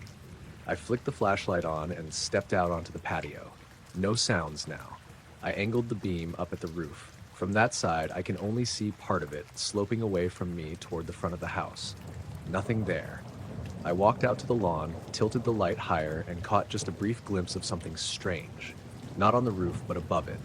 It was a faint glow, high up, almost washed out by the darkness. Pale and bluish, kind of like the color of TV static. The shape wasn't clear. It didn't have edges exactly, but it was moving. Upward. Slowly. It wasn't a drone. I've seen those. This was quieter than a drone, completely silent, and the way it moved, it didn't wobble or blink. It rose steady like it was being pulled.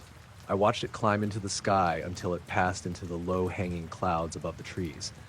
The light didn't shine through the clouds, it just faded, like it was absorbed. The second it disappeared, the flashlight in my hand flickered. Just once.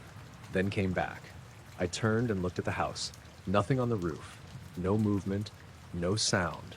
But the air felt different, warmer maybe, or charged somehow. My skin felt tight. I walked slowly back to the house, sweeping the beam across the roofline one more time. Still nothing. When I got inside, I locked the door behind me and stood there for a few minutes, listening. The house was quiet again. I checked the attic, even though it didn't make sense. No signs of animals, no broken vents or gaps. I didn't sleep that night. I stayed up on the couch with the flashlight beside me, half watching the muted TV. At some point, I must have dozed off, but I kept waking up thinking I heard movement outside. Never caught anything. The next morning, I checked the roof from the yard. No damage, no tracks, just a few fallen leaves.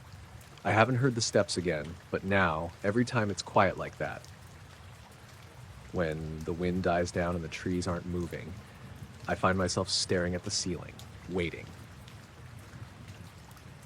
It was just past 2:30 in the morning when I woke up. No reason, really. I didn't hear anything. No weird dreams or coyotes yapping outside. I just opened my eyes and was wide awake. The house was quiet. My wife, Mara, was still asleep beside me, breathing slow and steady.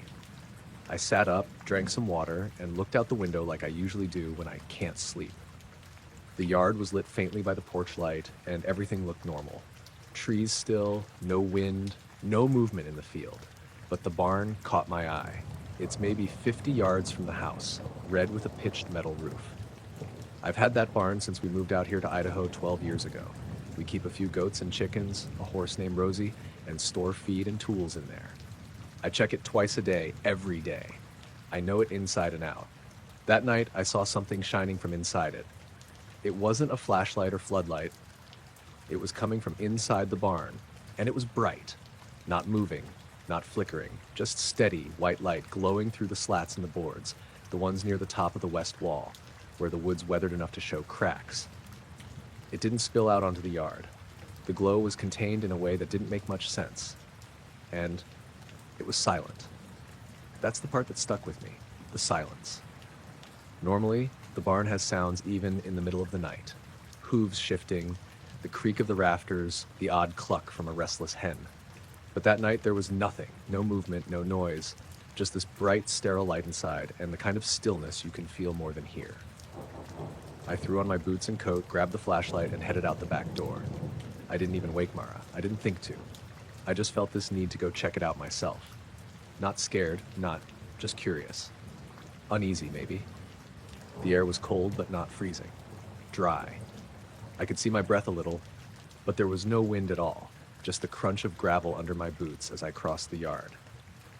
As I got closer to the barn, I noticed something else strange. My flashlight, a big mag light that usually throws a strong beam, looked dim, weak, like the air between me and the barn was eating the light. I thought maybe the batteries were going, but I just replaced them the week before. I flicked it off and back on. Same deal. The light inside the barn was still glowing strong, visible through the slats. I could see it shining through the gaps in the boards like someone had turned on a stadium floodlight in there. It had this weird bluish-white tone, not quite natural, almost sterile.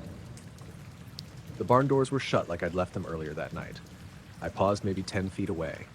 No sounds, not even the usual smell. The hay, the manure, the warm animal scent, none of it. The air smelled clean, empty. I walked up and laid my hand on the wood. It wasn't warm or vibrating, just dry and still. I pulled the latch and opened the left door slowly. The second I did, the light vanished. Gone, like it had never been there. I stood in the doorway, blinking, letting my eyes adjust.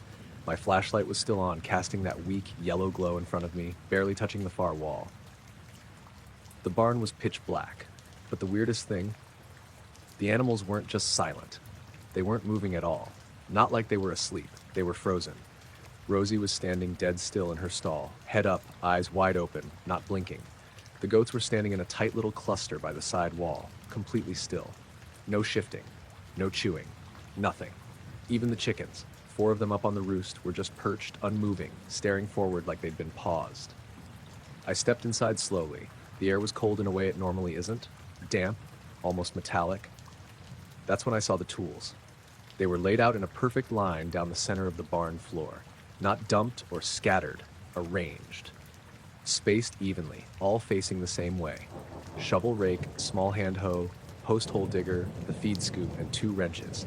Each one had been pulled from where it belonged, from the hooks on the wall or the tool chest by the back door, and placed neatly, like someone was laying out surgical instruments. I hadn't done that. No one else could have. Mara wouldn't even know where I kept the post hole digger, and the kids are grown and live out of state. I stood there for a minute or two, just looking at the tools. My flashlight flickered a little. Not out, just a brief dim pulse. Then, slowly, I started hearing sound again. A soft shuffle behind me, Rosie exhaling. One of the goats let out a weak bleat. A chicken clucked once and shook its feathers. Just like that, the barn came back to life, like someone had hit play after pausing everything. I backed out, shut the door, and stood in the yard staring at the barn for a long time. The house lights were still on. Nothing else had changed. The sky looked normal. Stars, a few clouds, no lights, no movement. Everything was back to how it should be. I didn't touch the tools that night. I left them where they were and went inside.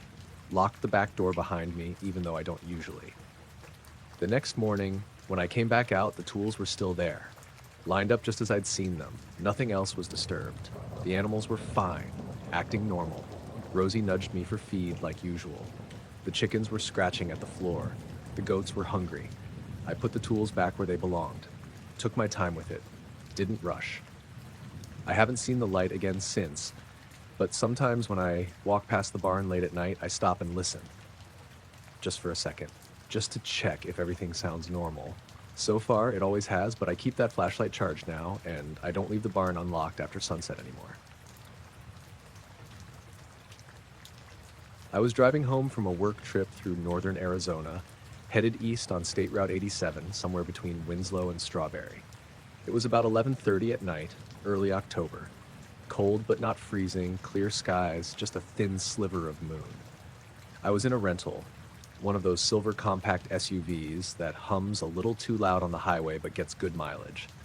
I remember that part because I kept watching the fuel gauge drop slower than expected, and it gave me this false sense of being in control. I'd been on the road for a while with barely any other cars. That stretch of 87 runs through long, open hills, desert on one side, forest thinning out on the other. The road curves just enough to keep your eyes busy, but it's quiet, real quiet. I had the radio on low, mostly for the company, static between towns. It was maybe 10 minutes past the last mile marker I remembered when I saw the flashers. Hazard lights blinking red-orange, about a quarter mile ahead, off on the right shoulder. I slowed down, not because I planned to stop, but more out of instinct, just to get a better look. Something about the way the light was hitting the surrounding trees made it stand out. Too harsh, almost fluorescent. As I got closer, I could make out the car, a dark blue sedan, older model, looked like a Camry. Driver's door shut, no damage, no smoke. It wasn't pulled into the ditch or anything. Just sitting there, lined up neatly with the shoulder, flashers blinking in rhythm. I eased into the left lane to pass. When I got beside it, I looked over, and that's when it got strange. The inside of the car was completely empty. I mean empty. No one in the driver's seat, no one in the back, no purse, no phone light, not even a dangling air freshener. But the inside was lit up like someone had aimed a floodlight directly through the windshield. Not from my headlights. I hadn't changed anything. This light was cold, white, and steady, not flickering, just on. And it wasn't coming from the dash or the dome light. It was coming down, straight down, like it was being cast from above, right onto the driver's seat. I looked up, reflex, I guess, but all I saw were stars. No helicopters, no towers, just black sky and 1,000 tiny points of light. I passed the car fully and checked my rear view. The flashers were still blinking, but the glow inside looked even brighter from behind. Too bright for a parked car. Then I noticed the road ahead. It was empty. Not just no cars in sight, empty. I mean vacant. Nothing in the mirrors, nothing in the distance. Just 2 lanes of blacktop stretching out in both directions like the whole road had been cleared. Before that, I'd seen a few cars here and there. A pickup behind me maybe 15 minutes earlier, a camper heading the other way. But now, gone. I turned the radio up just to fill the silence. Static. I hit scan. Every station blank. Not even distant talk radio. Just hiss. Then the screen on the dash flickered, like it was struggling to hold signal, and froze completely. My GPS stopped tracking. No cell bars. I slowed down to 45 without realizing it. I kept glancing in the mirror, expecting to see something coming up behind me, but there was nothing. The red glow of the hazard lights disappeared behind the curve. The road got darker. No streetlights out there, obviously. Just my headlights and the faint moon.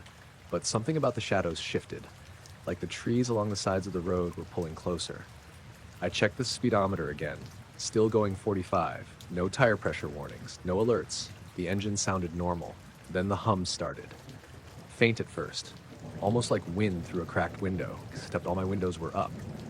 A low, vibrating hum, more like a resonance than a sound. I couldn't tell if it was inside the car or outside. It didn't seem to be coming from the radio or the engine. It was just there. I rolled down the window an inch. Colder air, but no hum from outside. In fact, outside was too quiet. No wind through the pines, no insects, no night sounds at all. The hum was inside the car. It wasn't loud, but it made my chest feel tight, like pressure on my ribs. I shut the window, turned off the radio completely. Nothing changed. The hum stayed. Then the headlights flickered, just for a split second, like someone waved a hand in front of them. The dash lights dipped too, then came right back. I gripped the wheel tighter. I came around a bend and saw the green highway sign for the next town, Payson, 42 miles. That should have been a relief, but the sign looked off. Too clean, like it had just been installed. The reflection from my headlights was too sharp, like the surface hadn't been weathered at all. And the bolts, I remember this for some reason, the bolts on the sign didn't have any rust. I drove another 10 minutes and didn't see another sign, or car, or even a reflector post. The hum faded, gradually. By the time I reached the next bend, it was gone. I turned the radio back on. It worked. Picked up some local AM station, a Spanish language show, I think. My phone signal came back. GPS snapped to my location. The dash screen restarted, and just like that, the world was normal again. About 20 miles later, I passed a gas station still open, pulled in just to take a break. There were cars there, a couple inside buying snacks. I sat in the driver's seat for a while before getting out. Later that night, back in my hotel room, I looked up traffic incidents in the area. Nothing reported. No disabled vehicles on that stretch. No roadside assistance calls. I didn't report the car I saw was because I didn't even know what to report. I checked the dash cam the next morning. It had been recording, but from 11:28 to 11:41, the file was corrupted. Just a gray screen and no audio. I've driven that route again since during the day. It all looks normal. Same curves, same trees, but I've never seen that blue sedan again. I went solo camping last October up in the Klamath National Forest, not far from the Oregon border. It's one of those places where you can hike for hours without seeing another person, which was kind of the point. I'd been feeling burned out and just needed to be completely away from everything for a couple days. No signal, no emails, no traffic. I parked my car off a Forest Service road and hiked in about 3 miles with my pack and gear. Found a small clearing not far from a creek. Perfect spot. Quiet, remote, way off any trail. First night was uneventful. Chilly but clear, not too windy. I made a small fire, cooked some freeze-dried stuff, listened to some music through a little solar-powered speaker, then packed it in early. I remember falling asleep faster than usual, just totally worn out from the hike and the air. Then came the second night. It had been overcast most of the afternoon, and by sundown it had dropped to the low 40s. I bundled up, skipped the fire, and climbed into my sleeping bag around 9:30. I remember checking my watch. Slept for a while, I think. Probably a few hours. Then something woke me up. It wasn't a sound at first. It was more like pressure, like when you're asleep on a plane and you wake up right as it changes altitude. My ears didn't pop, but I had that same weird awareness in my chest and head. The kind that pulls you up out of deep sleep. The tent was lit up, not like flashlight under the fabric lit up. It was even, pale, not coming from a beam or a single spot. The whole tent was glowing faintly from the outside. Not enough to see clearly inside, but just enough to make everything slightly visible. My boots, the zipper seams, the outline of my backpack. At first I thought it was the moon breaking through the clouds, but I sat up and looked through the mesh screen at the top. No moon, just dark clouds. And the light didn't shift like moonlight does. It stayed the same brightness the whole time. Then I heard the sound. Low. A hum, but not like an engine or a generator. More like when you're standing under high-tension wires, that faint electric buzz you can't quite place. Except there were no power lines out there, not even close. Closest building was probably 20 miles away. It wasn't close at first. It felt distant, not directional, just present, like it was woven into the air somehow. I didn't move for a while, just sat there inside the bag trying to listen. Every now and then it would swell, not louder exactly, but heavier, like the air got thicker when it pulsed. At some point, I reached for my phone out of habit. Dead. Not low battery, totally black. Wouldn't power on.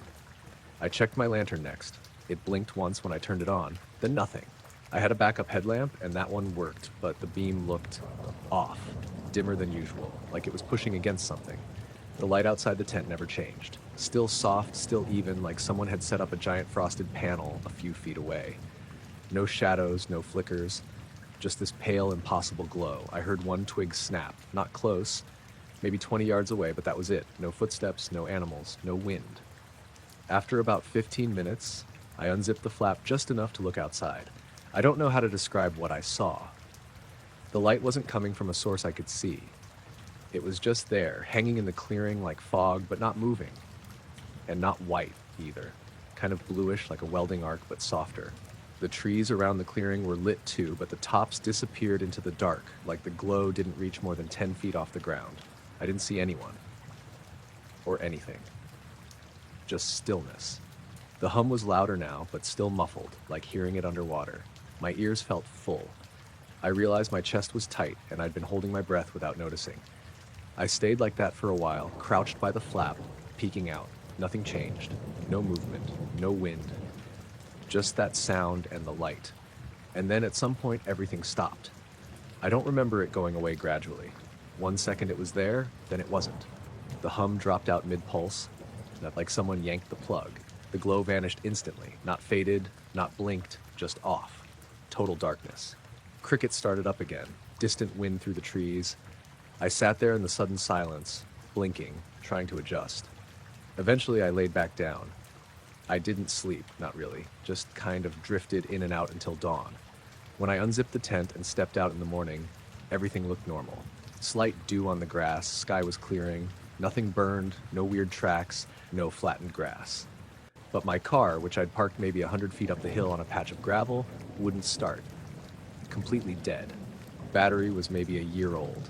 No lights had been left on. I popped the hood and checked the terminals. Nothing looked loose. I tried the key again, not even a click.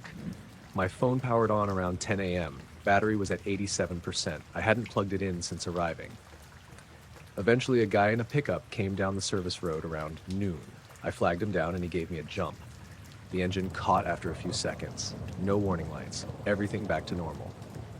I didn't camp the third night, packed up and left. Never went back to that spot. I was 12 when it happened. We lived in a one-story ranch-style house on the edge of town in southern Illinois, out past where the subdivisions ended and the cornfields started. Not totally rural, but you could still see stars at night and hear frogs in the ditches. It was summer, and I had a bad habit of staying up way too late. My parents would usually go to bed around 10, and I'd pretend to be asleep, wait till the house got quiet, then turn my lamp back on and play Game Boy under the covers, or sneak my little TV off mute to watch whatever was on. That night, I wasn't doing anything exciting, just flipping through channels around 1:30 in the morning. The sound was almost off. The screen real dim. I remember it was hot, like mid-80s, even that late. My room faced the backyard, and I had the window open for airflow, just the screen closed to keep bugs out. No AC back then, just a box fan rattling on low next to the bed. I was half watching some commercial when I noticed this light moving across my window. At first I thought it was a car turning around, or maybe a flashlight. Just this soft glow sliding across the top part of the curtain, but it was too smooth, real slow, no flicker, no bounce, just a steady white light moving left to right like a scanner. I sat up and froze. It wasn't bright, not like someone shining a spotlight in. It was just there, like a glow coming through fog, even though the air outside was clear. I listened for the obvious thing, a helicopter or a drone, maybe.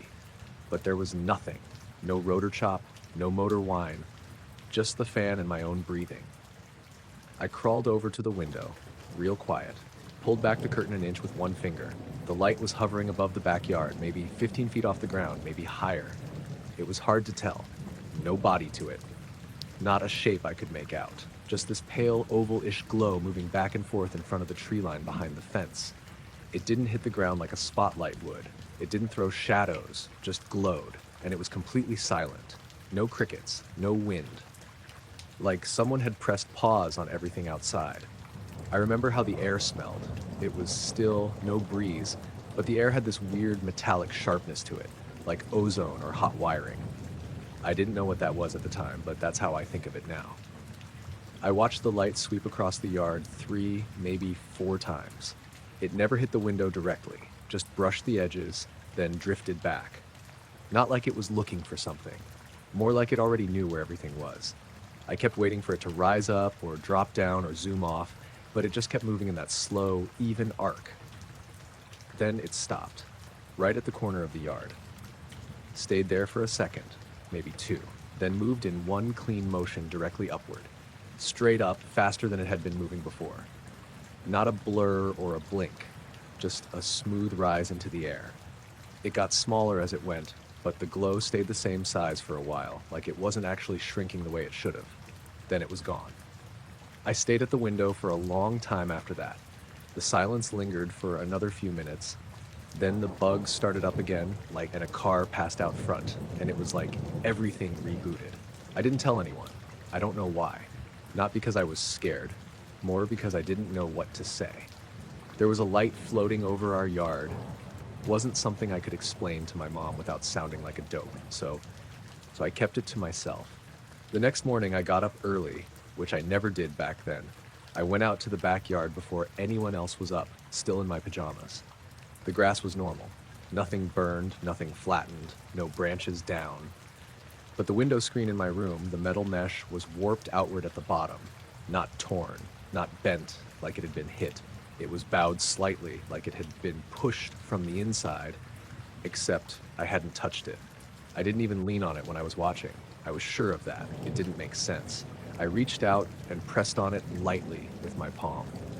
It didn't flex much. The frame was still locked into place, but the screen bulged just a little, like something had nudged it gently. I tightened the screen screws and left it alone. A week later, it looked the same. Eventually, I got used to it being like that. We moved 2 years later. I didn't see anything else after that. But sometimes I'll wake up in the middle of the night, way later than I should, and glance toward the window. Just habit and wait. Just for a second, like part of me still expects that soft white glow to be out there again, drifting back and forth through the dark. It was just after 2 a.m. when the landline rang. Yeah, a landline. I still have one. I don't know why. Habit, I guess. I live alone in a small 2-bedroom house at the edge of town in northern Michigan. Older place, kind of drafty in the winter, but quiet. My cell service out here is not the best, which is probably the only reason I keep that old corded phone in the kitchen. Barely rings anymore, but that night it did. Twice. I'd been asleep maybe an hour, half wrapped in a blanket on the couch. I'd fallen asleep watching something, still wearing socks and a sweatshirt. The TV was still on, volume low. I was just starting to shift awake when I heard the ring, sharp and way too loud in the quiet. I sat up groggily, thinking maybe it was my sister. She works nights sometimes, and she's called at odd hours before. I walked into the kitchen, the phone still ringing. When I answered, I didn't say anything right away, just lifted the receiver to my ear and listened. It wasn't a person, there was no voice, just static. Not white noise exactly, more like a deep, wet kind of static, heavy and layered. Like it wasn't just one signal, but a bunch mashed together. Underneath that was something else, a soft, pulsing beat. Steady, mechanical, like a heartbeat slowed way down. Whump, whump, whump. I stood there listening for maybe 30 seconds. It didn't change. I didn't say anything. Eventually, I muttered, "Hello," into the receiver. Nothing, just the same static, and that rhythm. I started to hang up when I noticed something flickering against the cabinets. It wasn't from the kitchen. It was coming from outside, through the side window that faces the backyard. Dim, bluish-white, like someone was running a slow strobe through frosted glass. No clear beam, just a weird pulse of light. Soft, uneven, but timed close to the beat I was hearing on the phone. Whump, flicker, whump, flicker. I walked slowly to the window and pulled the curtain aside. I don't know what I expected to see. A car in the driveway? A flashlight, maybe? There was nothing there. The backyard was empty. No figures, no vehicles, no shadows. But the light kept coming. Not from a point source, just diffused, like it was bleeding through the air itself. The trees at the edge of the yard lit up in these soft, round patches, and then faded again. I turned back to the kitchen phone. Still static. Still the pulsing. I looked down at the base to check the number. You know how it normally shows the caller ID? This one was blank. No unknown, no number, no message. Just a dead screen like it hadn't registered anything at all.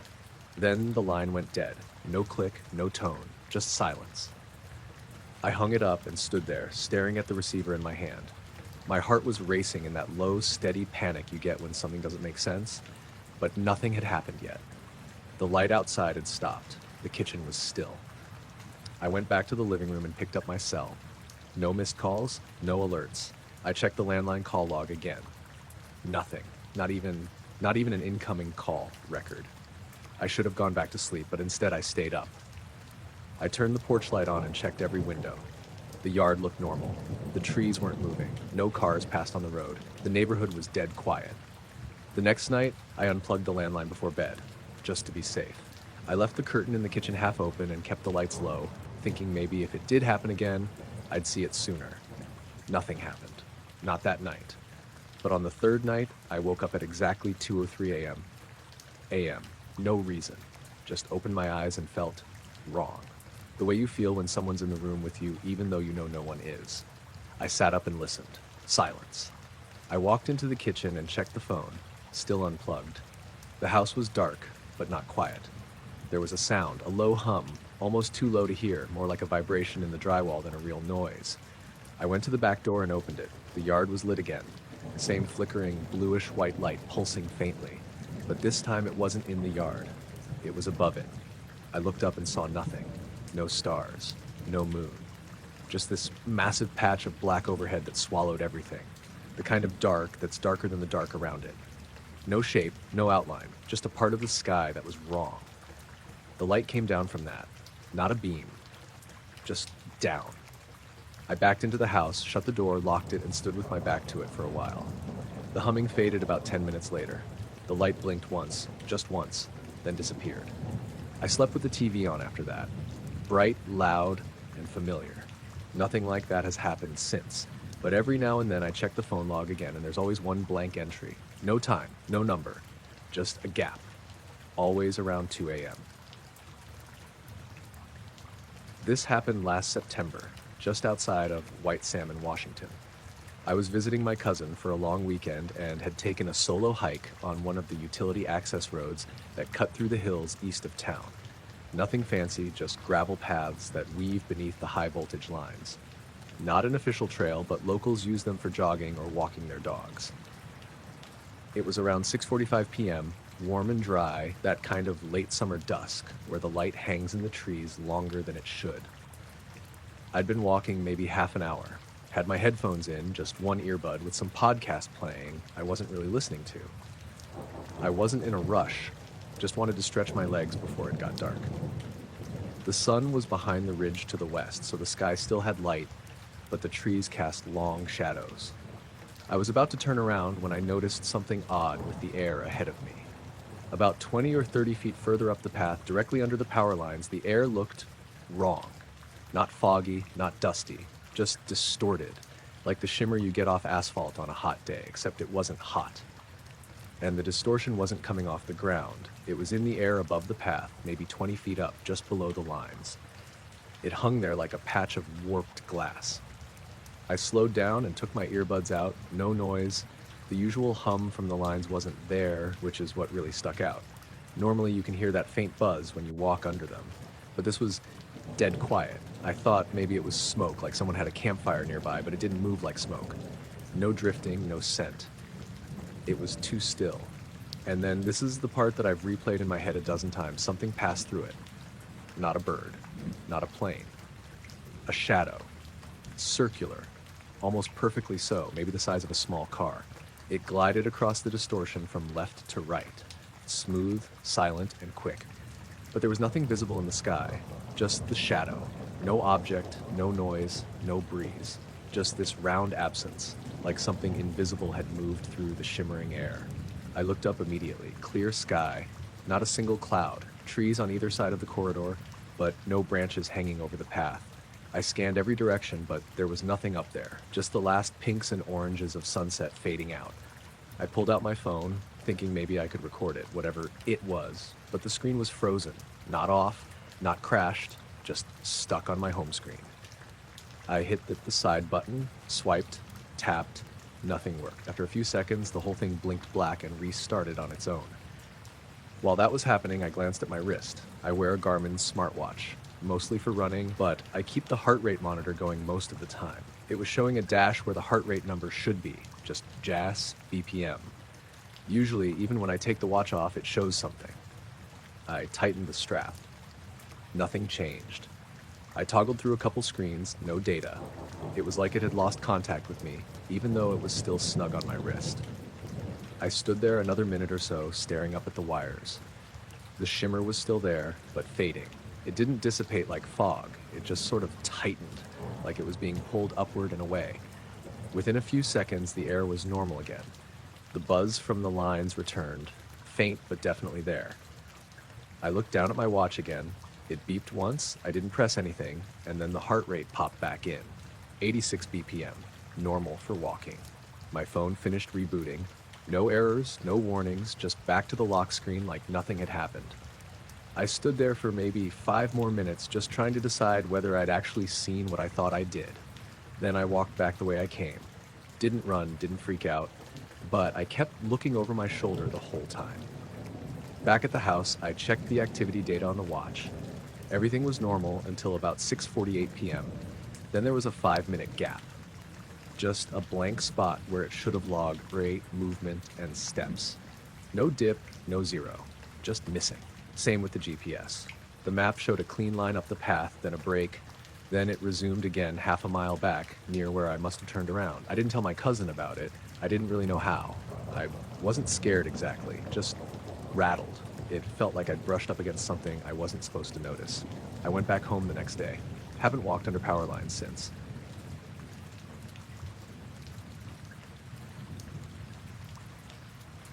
I live in a small ranch house in central Pennsylvania, just a few miles outside of Lewisburg. Quiet place, kind of tucked back from the road with woods on 3 sides.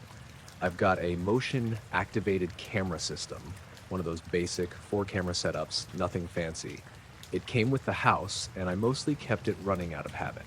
Couple cameras on the front porch and driveway, one on the side yard, and one out back facing the patio and lawn. This happened last April. I didn't even know anything was weird until the next morning. I got up around 7:30, went out back to have coffee on the patio like I usually do. It had rained the night before, just a light drizzle, but everything looked normal at first. Still damp, birds going off in the trees, sky overcast. But then I noticed the chairs. I've got 2 plastic Adirondack chairs out back, cheap ones, dark green. They don't weigh much, but they usually stay put unless it's real windy. I always leave them angled a certain way, both facing the tree line, maybe 5 feet apart. But that morning, one was turned almost 90 degrees and the other was backed up a couple feet, tilted slightly like it had been dragged and stopped. No footprints in the wet grass, no scuff marks, just moved. I stood there staring at them for a minute, trying to remember if maybe I'd done it and forgot. But I hadn't been out there since the day before, and it hadn't stormed. No animals could have done that, not the way they were moved. It looked like someone had come out and adjusted them deliberately. So I went inside and pulled up the backyard cam footage. That camera is mounted under the eave, angled down to cover the whole patio and maybe 20 feet of lawn. It has decent night vision and a timestamp overlay. I pulled up the feed from 2 a.m. to around 5 a.m. and started scrubbing through it. There was some raccoon activity around 1:40, then nothing for a while. Then at exactly 2:43:17 a.m., there was a flash, a bright one. The entire frame went white for maybe 2 seconds. Not like a lightning strike. I know what those look like on camera. This wasn't jagged or brief. It was more like the frame was being overexposed from something directly in front of it. The angle didn't even change, just white, then back to normal. And after that, something was off. The yard was still there, clear as day in night vision, but it was empty. Completely. Nothing moved. Not the trees, not the bugs, no ambient flicker, no wind. It looked like a photograph. I watched 10 straight minutes of footage. Nothing happened. No cars on the road in the distance, no change in light, no motion triggers. Even when I zoomed in, the trees in the background looked weirdly static, like the image was too still, if that makes sense. Then, at 2:50:28, a branch near the top of the frame swayed just slightly, and suddenly everything was back to normal. A moth flew past. The wind moved the bushes a little.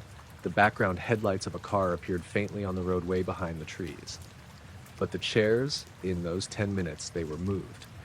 At 2:43:16, they were exactly how I'd left them.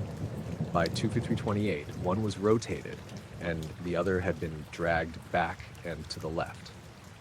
No cut in the footage, no skip, timestamps ran clean the whole time, but there was nothing to show how it happened. No figure, no animal, no shadows, just the flash, and then stillness. I exported the clip, tried adjusting brightness, scrubbing through frame by frame, still nothing. I checked the other cameras just in case. The one on the side yard had the same flash at 2:43 but dimmer. The front porch camera picked it up too, faint and diffuse. But the driveway cam didn't catch it. It was pointed the other way and nothing changed in its feed. The strangest part, my motion alerts, I get push notifications on my phone, never went off. The system didn't register anything between 2:30 and 3. And when I checked the software log, it showed a 10-minute stretch where the camera was recording as scheduled, but no motion, no sound, no trigger events. Just 10 minutes of dead silent footage where the whole world looked frozen and then resumed like nothing had happened. Later that afternoon, I walked the yard, checked the chairs again. No drag marks, no signs of someone walking around. The grass was still damp and nothing looked stepped on. I thought about calling a neighbor, but the closest one is a quarter-mile down the road and I didn't want to come off sounding nuts. And what would I even say? Hey, did you see a flash at 2:43 this morning? Instead, I left the chairs where they were for a few days. They didn't move again. I've reviewed that clip dozens of times since. Sent it to a friend who's good with video stuff. He said it looked normal. No dropped frames, no compression errors, just 10 minutes of nothing. But I know something happened. I haven't changed the camera angle. I haven't moved the chairs back either. I still sit out there sometimes, but not as long as I used to, and never after midnight. I was living out near Blanchard, Oklahoma at the time, middle of nowhere, really. I didn't drive back then, so I used the rural transit service to get into Norman for work. They had this little flag stop set up about half a mile down the gravel road from my rental, near an old cattle gate. Basically just a wooden bench under a warped aluminum shelter, no lights, no signs, no schedule posted. You had to call the day before to reserve your pickup, and the buses would roll through sometime within a 10-minute window. That morning, I'd gotten up at 4:30 to make the 5:15 pickup. It was late October, and the sun didn't rise until close to 7. Still fully dark out when I left the house. I remember how quiet it was, the kind of deep, early silence where sound carries farther. The air was cold, maybe low 40s, with a little fog gathering in the low parts of the field near the road. I walked with a flashlight. Not that it did much, just enough to keep from rolling an ankle on a rut or hitting a ditch. When I reached the stop, I clicked the light off and sat on the bench.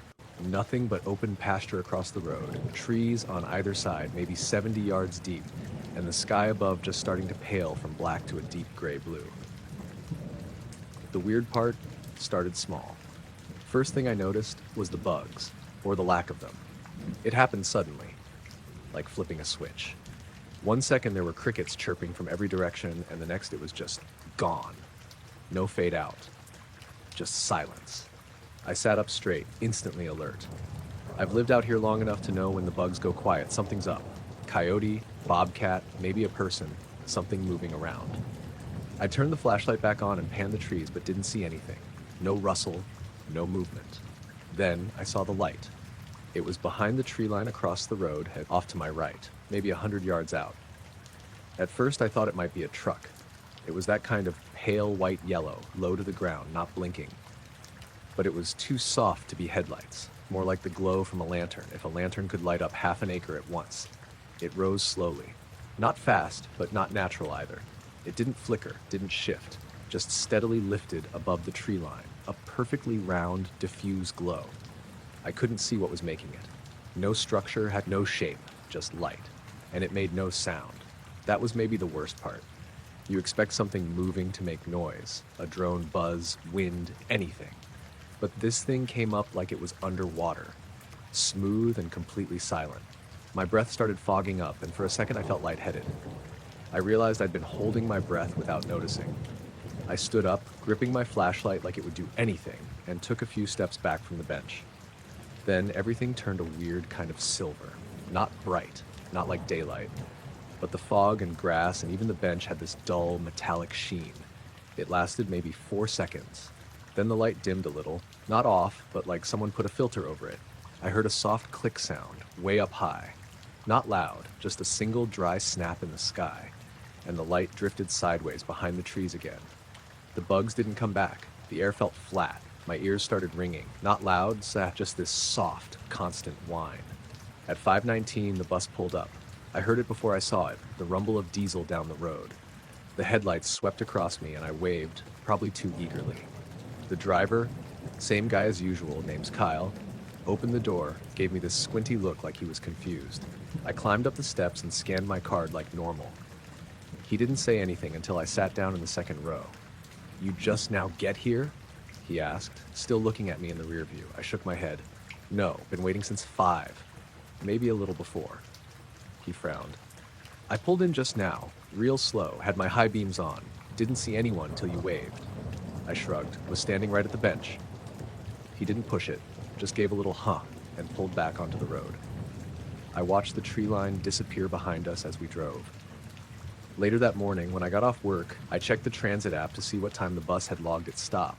There was no record of a pickup at my location, just said no rider found. I asked Kyle the next day if the GPS was messed up or something. He said no, said it showed him stopping there, but said he'd marked it as a no-show when he got close because he didn't see me, and then had to undo it when I climbed aboard. I didn't mention the light. Not to him, not to anyone. But I still think about that moment, standing alone in the dark, the sound of the crickets gone, the sky silver for no reason, and that soft snap in the air like a wire being cut. It felt like something paused me or passed through me. I still ride that bus sometimes, but I don't wait alone in the dark anymore. I was out at my uncle's place in western Colorado for a week last fall. He's got a small orchard outside Paonia, a few acres of apples and pears, mostly for local co-ops. Nothing commercial, just enough to keep him busy in retirement. I'd gone out to help with pruning and cleanup, and to be honest, just to get away from my phone for a while. Out there, you lose signal half the time anyway, and nobody cares. This happened on my 3rd evening there.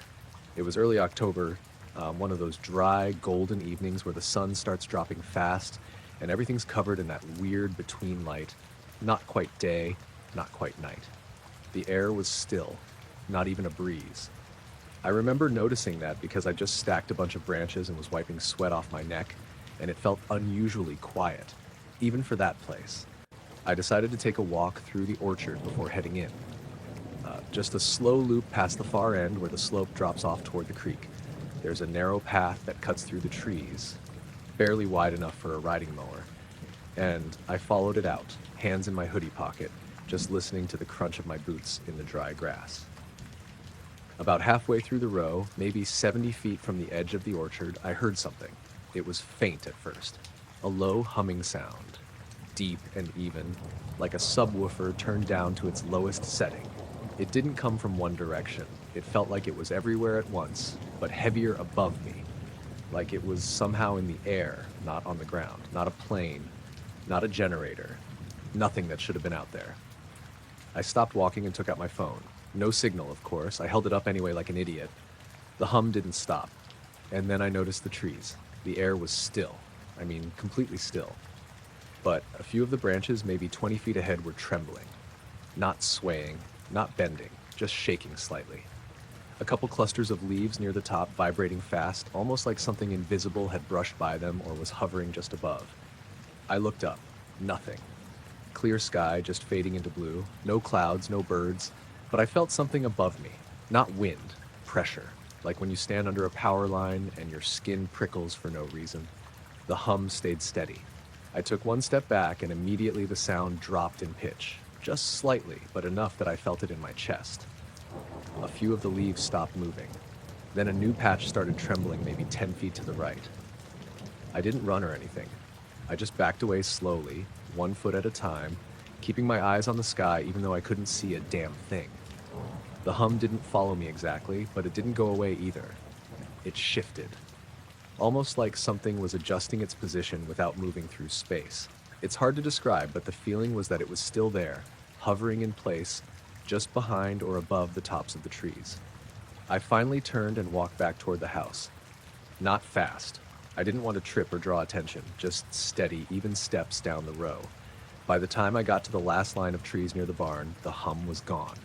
No fade out, no Doppler effect. It just stopped. The silence afterward felt unreal. No insects, no birds, not even my footsteps for a few seconds. Then, as I got to the open yard behind the house, everything snapped back. Crickets, the distant creak of the barn roof settling, the low splash of the creek. I didn't say anything to my uncle. We had dinner, and I went to bed early. Slept with the window cracked and woke up a few times thinking I'd hear the hum again, but I didn't. The next morning, I went back to the same row. Everything looked normal at first. I retraced my steps, found the spot where I'd stopped. The grass was undisturbed, and the leaves were still. I almost chalked it up to being tired or imagining things till I saw the soil. Off to the right, just a few feet off the path, there was this patch of dirt that looked wrong, about the size of a kiddie pool. Not dug up exactly, just compressed, like something heavy had pressed down briefly and then vanished. The grass was matted flat in a perfect oval, and the soil underneath was visibly darker. Not wet, just different. I stepped on it, firm, denser than the rest of the row, no tracks, no tire marks, nothing disturbed around it. Just that weird, perfect pressure mark. I didn't mess with it, didn't poke it or take a photo. I just stood there for a minute and then walked away. Later that week, we had a light rain and the patch disappeared. Grass popped back up. But the feeling hasn't really left. I've walked that orchard dozens of times since. Nothing else strange has happened. But I can't walk that row without glancing up, without thinking about that hum and those leaves trembling in still air. I was driving back from my sister's place in Reading, Pennsylvania, heading west on 422 around 11:30 at night. It was a Sunday, early March, not quite warm yet, but not freezing. Roads were dry, traffic was light. I had about 45 minutes to go before getting home to Wimmelsdorf. It's a stretch of highway I've taken dozens of times. Not much to look at, trees on both sides, some gentle curves, the occasional exit ramp for smaller townships. I had music playing low, some playlist I'd thrown together for the drive, and I was sipping lukewarm coffee from a gas station about an hour old. I remember all of that clearly. There's this old overpass, maybe 15 miles out, just after a bend in the highway. Two-lane bridge, concrete walls, not particularly high. I think it's mostly used for service trucks and local farm traffic, nothing major. There's no lighting on it or around it, no signs, no cameras that I know of. I was coming up on that overpass when I noticed the glow. At first, I thought it was just my headlights reflecting weirdly off the underside, maybe because of the angle or a wet patch. But as I got closer, I could tell it wasn't coming from my car. The glow was already there, this pale, almost white-blue ring of light spread out across the ceiling of the bridge. It looked circular. Not a spotlight, not a beam. Just this soft, even circle of light that didn't seem to have a source. I didn't see anything mounted to the structure, no pole, no wires, and it wasn't reflecting off the road or onto my windshield. It was just above. I eased off the gas a bit, not braking, just coasting. The glow didn't change as I got closer. It didn't flicker or pulse. Just hung there, completely still. The weirdest part was how quiet everything felt for those few seconds, like my ears had popped without warning. I drove under the overpass and the light passed directly overhead. Right then, as soon as I cleared the far edge, my headlights flickered. Both of them. Just a brief dip in brightness, like a power surge. At the same time, the stereo shut off and came back on with the startup beep, like I'd just turned the car on. The display showed the brand logo, then reset to the default radio station, not the playlist I had been using. I looked at the dash. Every single clock had reset. The main one. The trip meter. Even the thermometer read blank dashes for a few seconds before it started displaying numbers again. It wasn't just the stereo, it was the whole car. Like something had cut power a fraction of a second and then let go. The engine never died. I didn't lose control. But it felt wrong. Like I'd driven through something that didn't belong. I coasted for a bit, maybe a quarter mile, trying to shake the weird feeling. My heart wasn't racing or anything. I just felt disconnected. Like I was moving through syrup. The car felt heavier. Not mechanically, just hard to explain. I tapped the brakes a few times to test them. Everything responded fine. A couple minutes later, I pulled off onto the shoulder, flipped on the hazards, and sat for a bit. I reached over and popped the SD card from the dash cam. It's one of those little clip-on types that record on a loop. I didn't expect anything, but part of me thought maybe I'd catch a weird flicker or something that would prove I didn't imagine it. When I got home, I plugged it into my laptop and started scanning through the clips. At 11:36:07, the car rounds the bend. The camera's pointed straight ahead, nothing unusual yet. A few seconds later, you can see the overpass coming up. The headlights brighten slightly, nothing odd. Then the frame washes out, not glared, not glitched, just white. Like someone held a blank sheet of paper in front of the lens for 5 or 6 seconds. The audio cuts out too. No engine hum, no road noise, just blank silence. Then the footage cuts back in mid-frame with the car fully past the overpass. The stereo beep is audible. The road looks normal again. I replayed it a few times, thinking maybe the file was corrupted. But the timestamps were clean, no skip, no file break, just a span of pure white, like the world itself had been overwritten briefly. I backed up the footage, just in case. The next day I went back in the daylight. I wanted to see if maybe there were lights on that overpass I never noticed before. Maybe some kind of motion sensor floodlight that got triggered. But there was nothing. No lights, no cameras, no wiring. Just old concrete and rusted railings. No damp patches, no signs of maintenance or equipment. I even checked the underside of the bridge on foot. Nothing up there. Just birds and peeling paint. I've driven under that overpass 3 times since. All during the day, never seen anything weird again. But I don't drive it at night anymore. I was heading home from a friend's place in central Nebraska one night in early September. I left Grand Island around 11:45 p.m., cruising west on Highway 30 toward Kearney. It was warm, humid even, and the night was clear with a half moon rising. I had the windows cracked, radio tuned to an oldies AM station. Nothing loud, just enough to keep me from drifting. The highway that time of night is nearly empty, especially outside of town. Long stretches of flat fields on both sides, occasional farmhouses way back off the road, silos and grain bins blinking red with aircraft lights. I was about 20 miles from home, thinking I'd stop for caffeine at a 24-hour diner just off the next exit, when I noticed something ahead. A light in the field to my right. At first I thought it was a spotlight on a tractor or a pump jack, something stationary. But as I drew closer, it didn't look like any farm light I'd ever seen. It was pale, not yellow or orange like sodium vapor, more like a cold white. And it wasn't fixed on the ground. It seemed to hover maybe 10 feet above the stubble, right in the middle of a harvested cornfield. No support beams, no glow on the ground beneath it, just this bright, even oval of light up in the air. I slowed down a little to look, kept scanning for a vehicle, someone with a flashlight out there. But there was nothing. No truck, no person, no equipment. Just the light hanging over the field without a source. I found myself squinting at it through the windshield, and that's when the radio started crackling. At first, it was just tiny bursts, like someone was turning the dial through static. Then it filled the whole speaker, white noise layered with low pops, like a distant broadcast fighting to come through. I reached to turn the volume down, and that's when the engine hiccuped. I felt it in the seat, a quick stumble, like the car lost power for a fraction of a second.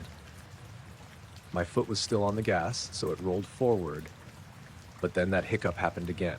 The tachometer needle dipped, and the headlights dimmed a little. I glanced down at the dash.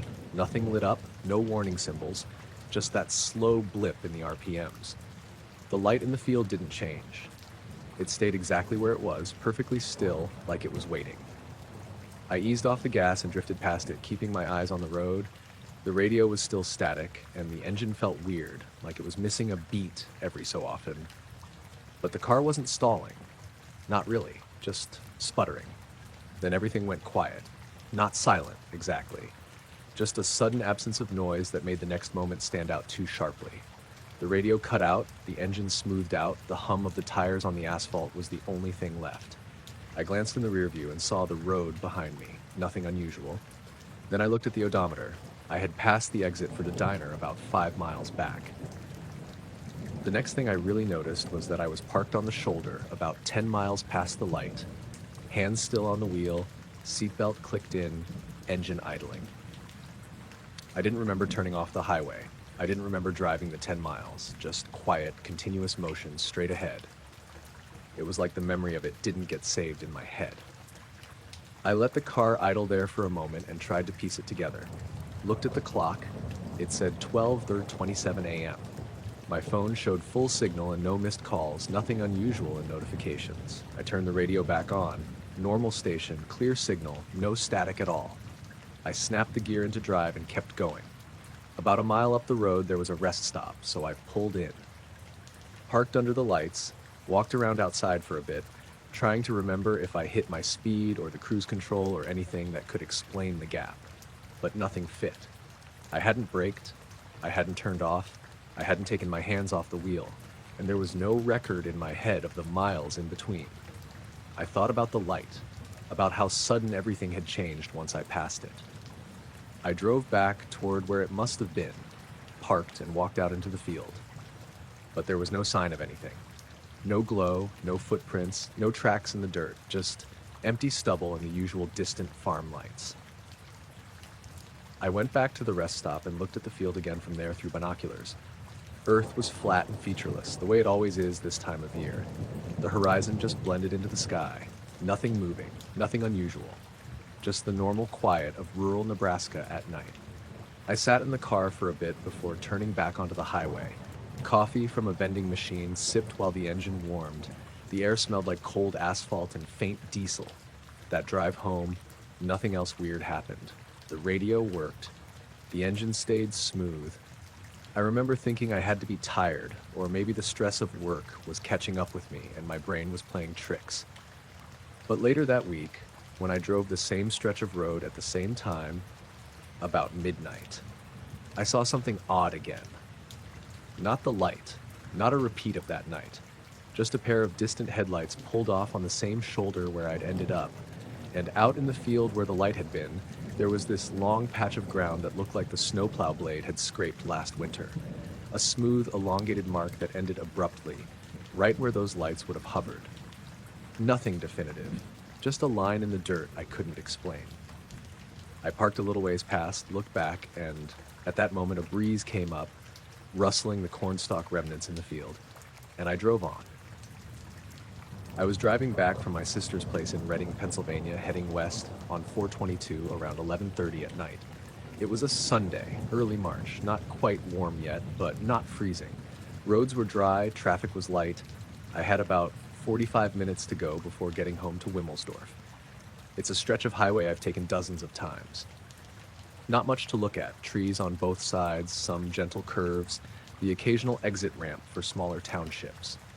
I had music playing low, some playlist I'd thrown together for the drive, and I was sipping lukewarm coffee from a gas station about an hour old. I remember all of that clearly. There's this old overpass, maybe 15 miles out, just after a bend in the highway. Two-lane bridge, concrete walls, not particularly high. I think it's mostly used for service trucks and local farm traffic, nothing major.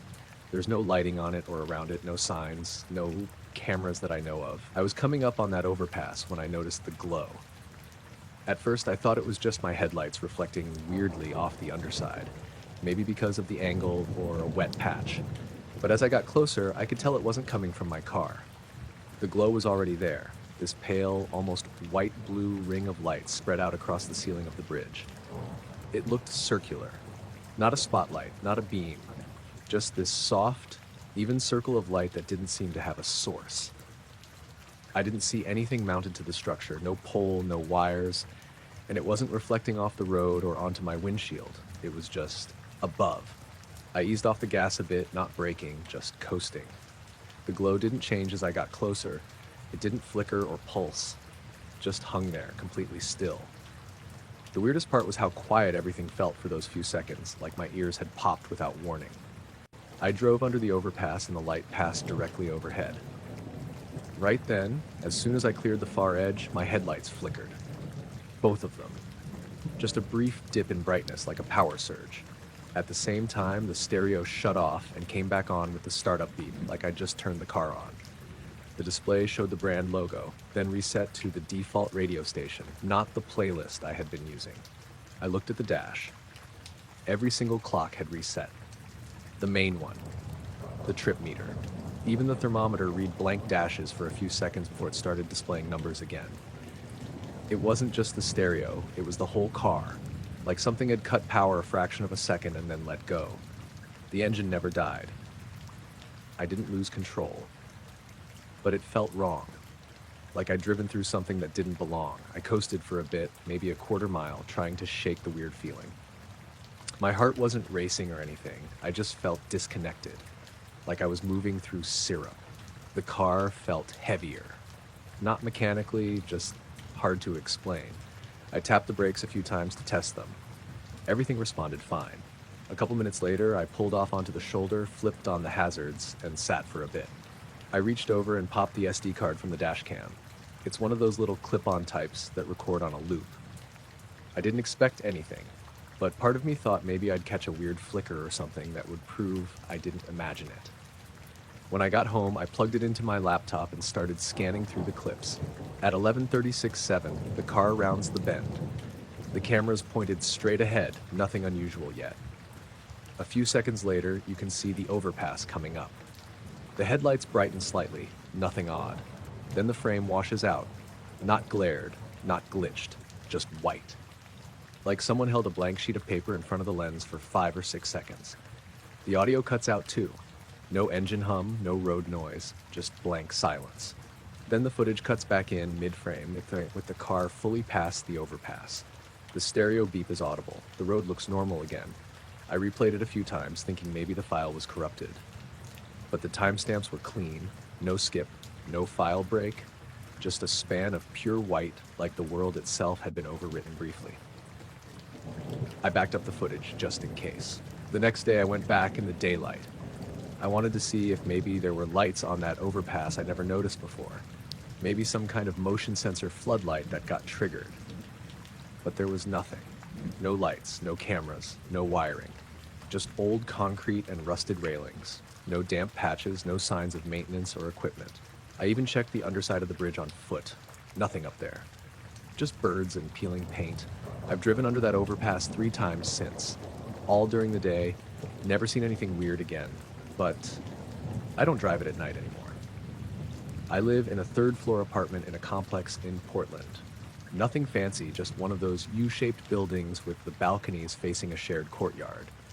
Trees, some patio lights, picnic tables no one uses. It's not a bad place. Pretty quiet at night, except when someone's dog goes nuts or someone's kid sets off a firecracker. This happened a few months ago, late spring. I don't remember the exact date, but it was a weeknight because I'd been working late from home and shut my laptop down around 11:45. My apartment was hot, not unbearable, just stuffy, and I stepped out onto my balcony to cool off. I do that sometimes, just stand out there for a few minutes to breathe and look around. It was around midnight. No wind, sky mostly clear. I could see a few stars above the buildings, and the street beyond the complex was quiet. No cars, no people. The only noise was a fan humming in someone's window down the block and maybe a siren in the distance. I remember leaning on the railing and checking my phone. Then I noticed something out of the corner of my eye, above the opposite side of the courtyard, near the rooftop line of the building across from me. It was a soft, oval-shaped light, hovering. Not close, but not far either, maybe 30 feet above the roof and kind of centered between 2 buildings like it had picked a spot. It wasn't bright. It didn't cast shadows or reflect off the windows, just a pale white glow, like a frosted bulb behind tinted glass. At first I thought it was a drone. People fly them around here sometimes. But it wasn't buzzing, it wasn't moving, it didn't wobble or blink. It just hung there, perfectly still.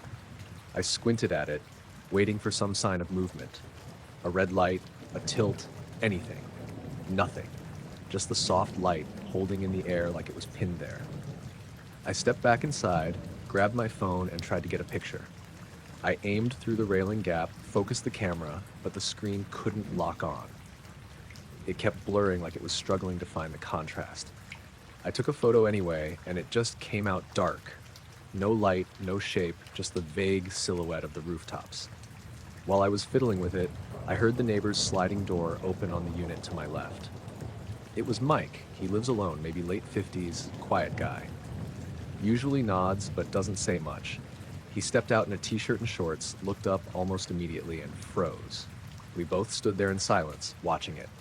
After maybe 10 seconds, he muttered, "Nope," under his breath. Not scared, not dramatic, just matter of fact. Then he turned around, slid the door shut, and disappeared back inside. That's when the weird part started. The light hadn't moved once. Not even a little, but the sound around me started fading, slowly. I didn't notice it all at once, but things got quieter. The fan down the block stopped, the refrigerator hum from inside my apartment seemed to vanish, even my breath felt muted. It was like being in one of those sound booths, where everything's padded and wrong. The air felt heavy, like pressure was building around my ears. I took a step back into my doorway just to test it. Inside, everything was fine. Sound normal. Step back out, muffled. Same air, same space, just off. Like the light was affecting the space it was hovering over. I watched it for what felt like 5 minutes. Could have been less, could have been more. Time felt stretchy. The light didn't flicker, didn't pulse. It just was. Then, just as slowly as everything had gone quiet, the sound came back. Fan hum returned. Distant sirens again. My fridge kicked on. The usual city noise. And the light just faded. Not blinked out, faded. Like someone slowly turned down a dimmer switch until it was gone. There was no trail, no movement upward or sideways. 1 second it was hovering, the next it was gone. And the sky behind it was clear, nothing blocking stars. I stayed out there another few minutes. Mike never came back out. I didn't try to knock on his door or say anything the next day. Honestly, I didn't know what I'd even ask him. Hey, remember the floating light? Just didn't feel like something people wanted to talk about. Later, I checked my phone again. The photo was still there, just a black square. No stars, no rooftops. The image before it, one I'd taken earlier of a grocery receipt to text to someone, showed up fine. So did the one after. Just that one frame, nothing but darkness. I didn't see it again after that. But I still check the sky when I step out, especially late. Especially when it's quiet. I was living in East Haddam at the time, renting a guest room above a garage from a retired couple who were barely ever home. I worked part-time at a call center in Middletown, and the only way to get there was the 5:40 a.m. bus into town. It ran once an hour, and if you missed it, you were pretty much out of luck until 6:45. It was early February, and that morning was one of those weirdly mild ones. You could smell the thaw coming, even though the grass was still dead and the sky was the kind of gray that never really brightens. No frost on the ground, no wind, just a sort of quiet that felt more like late fall than winter. I left the garage apartment around 5:15 with a thermos of coffee and my earbuds in, like usual. The bus stop was about a 10-minute walk, just a wooden bench on a patch of dirt near the edge of some trees across from an empty lot. No shelter or anything. Just the bench, a faded sign, and a trash can that always smelled faintly of cigarettes and rotting fast food. There were no other people out, no cars. That stretch of road stayed pretty dead until after sunrise. I sat down on the bench, checked my phone, 5:27, and settled in. A couple of robins were kicking around in the brush behind the bench. I remember that because it struck me as weird they were already up, even before sunrise. I was mid-scroll, halfway through some article I don't remember now, when I noticed the light. It wasn't bright. At first, I thought it was just a plane or maybe someone's security floodlight flicking on through the trees, but it was too far back for that. The trees behind the bench sloped down into a small valley, then back up toward a ridge maybe half a mile away. Whatever the light was, it looked like it was coming from beyond that ridge, but too low for a plane and too high and isolated for a house light. I took out my earbuds. The light didn't flicker. It didn't move at first. It just hovered, low and dull, like a dirty bulb behind fogged glass. The color wasn't easy to pin down, somewhere between yellow and white, but not quite either. I kept staring at it, trying to place it. Then it started to rise. Not fast. Almost like it didn't weigh anything, just a slow lift, straight up above the treetops. It stopped maybe 30 feet above the ridge and just hung there. That's when I noticed the sound, or I guess the lack of it. The birds had gone silent. I didn't hear any wind, which was normal for that time of day, but the silence had weight to it, like my ears were plugged. I rubbed them like maybe they were still adjusting from sleep, but it didn't help. The light pulsed once, faintly. Not a beam or anything, just a soft swell, like a slow heartbeat. And I felt weird, dizzy all of a sudden. My coffee thermos slipped out of my hand and rolled off the bench into the dead leaves. I leaned forward, elbows on my knees, trying to stay upright. The ground swayed under me like I was standing on a boat. I thought maybe it was a blood sugar thing. I hadn't eaten anything yet, but I wasn't shaking. I wasn't nauseous. I was just pulled down. Heavy. I looked at my phone again. The time said 5:33. I remember that number clearly. I remember thinking, okay, 7 minutes to go. Just hold on. I put my phone in my lap and looked back up. The light was gone. No trace of it. Nothing above the ridge. The sky still looked the same. Gray, pre-dawn, maybe starting to brighten just a little. I scanned the trees, still quiet. No birds. The dizziness passed like someone had flipped a switch. Just gone. All at once. I sat back, blinked a few times, then reached down for my thermos. It had rolled into a patch of mud. I wiped it on my pants and took a sip. Still warm. I figured I must have just gotten lightheaded. Lack of sleep, maybe. Didn't feel like enough of a reason, but that's all I had. I checked my phone again. It said 6:29. The bus was already pulling away down the road.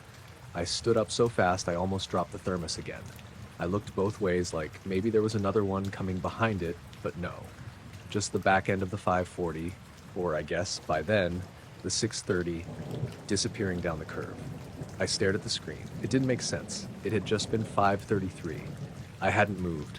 I hadn't passed out. I remembered everything. The light, the dizziness, sitting on the bench, checking the time, looking up again. There was no gap, no blank space in my memory. But the time was gone. I walked a few steps up the road trying to get my bearings. The street looked the same. No cars, no one walking their dog. Just that creeping brightness of an early morning that feels off somehow. I opened my phone to the lock screen again. 6:31. Battery at 92%, which was about what I'd expect. No new texts or missed calls. No alarms. I went into the settings and checked the screen time usage. It showed 5:28 to 6:30 as inactive. Nothing opened. No activity at all. I sat back down, just for a minute. I wasn't tired, but my legs didn't feel solid. A minute later, I heard the robins again. Their chirping came back all at once, like someone had unmuted the woods. A couple fluttered out of the brush behind the bench and landed near the trash can. That's when it hit me just how quiet it had been before. Like not just no birds, but no sound. Nothing at all. I waited another 5 minutes, then started walking back toward the apartment. I didn't bother checking my phone again. I knew what it would say. I called in sick that day. Told them I wasn't feeling well, which wasn't really a lie. I kept looking out the windows, half expecting that dull light to show up again. It didn't. The sky cleared around 10 a.m. and turned into a bright, sunny day. That evening, I walked back to the stop just to see it again in daylight. The bench looked normal. Leaves on the ground, a couple cigarette butts, one crushed energy drink can. I stepped around to the back and looked through the trees toward the ridge. It was just woods. Bare branches, some tangled underbrush, and beyond that, the rise where the light had come from. There was nothing there. No trails, no clearings, no houses that I could see, just more trees. I stood there for a while, listening. I could hear birds, the occasional car, a dog barking faintly somewhere down the road. I walked home, made dinner, watched some stupid show, tried to go to bed early. I didn't sleep much. For a few weeks after, I took the later bus, the 6:45. I told myself it was to get more sleep, but really I just didn't want to be at that stop in the dark again. Not alone. Not before dawn. Eventually, I started driving to work instead. I never really explained why. I just said the bus schedule wasn't working for me. I haven't missed time again. Not like that. But sometimes when I'm walking early in the morning, like if I'm out taking the trash down or going to my car, I'll get a weird feeling. Like a soft pressure in the air. Not loud, not painful, just there. I always glance toward the trees. I never see anything, but I always look.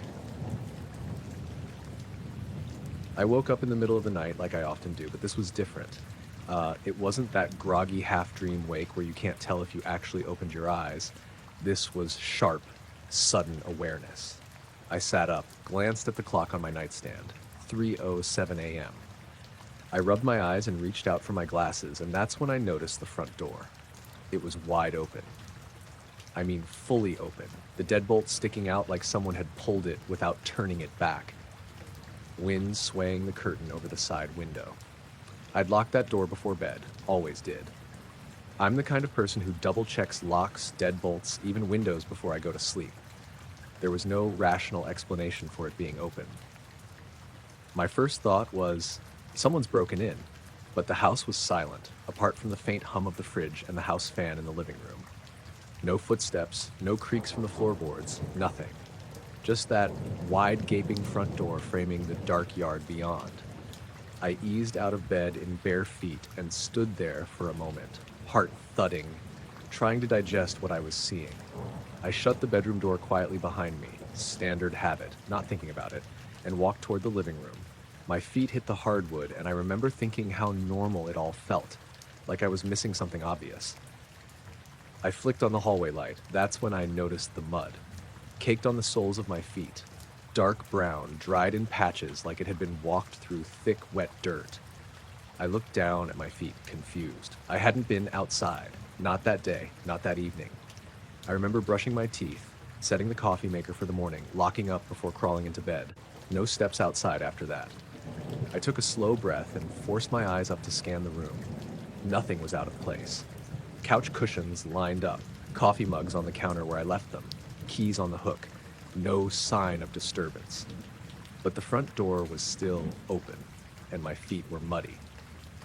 I didn't want to check the security footage, not because I was afraid, but because I didn't want to uncover something I couldn't rationalize.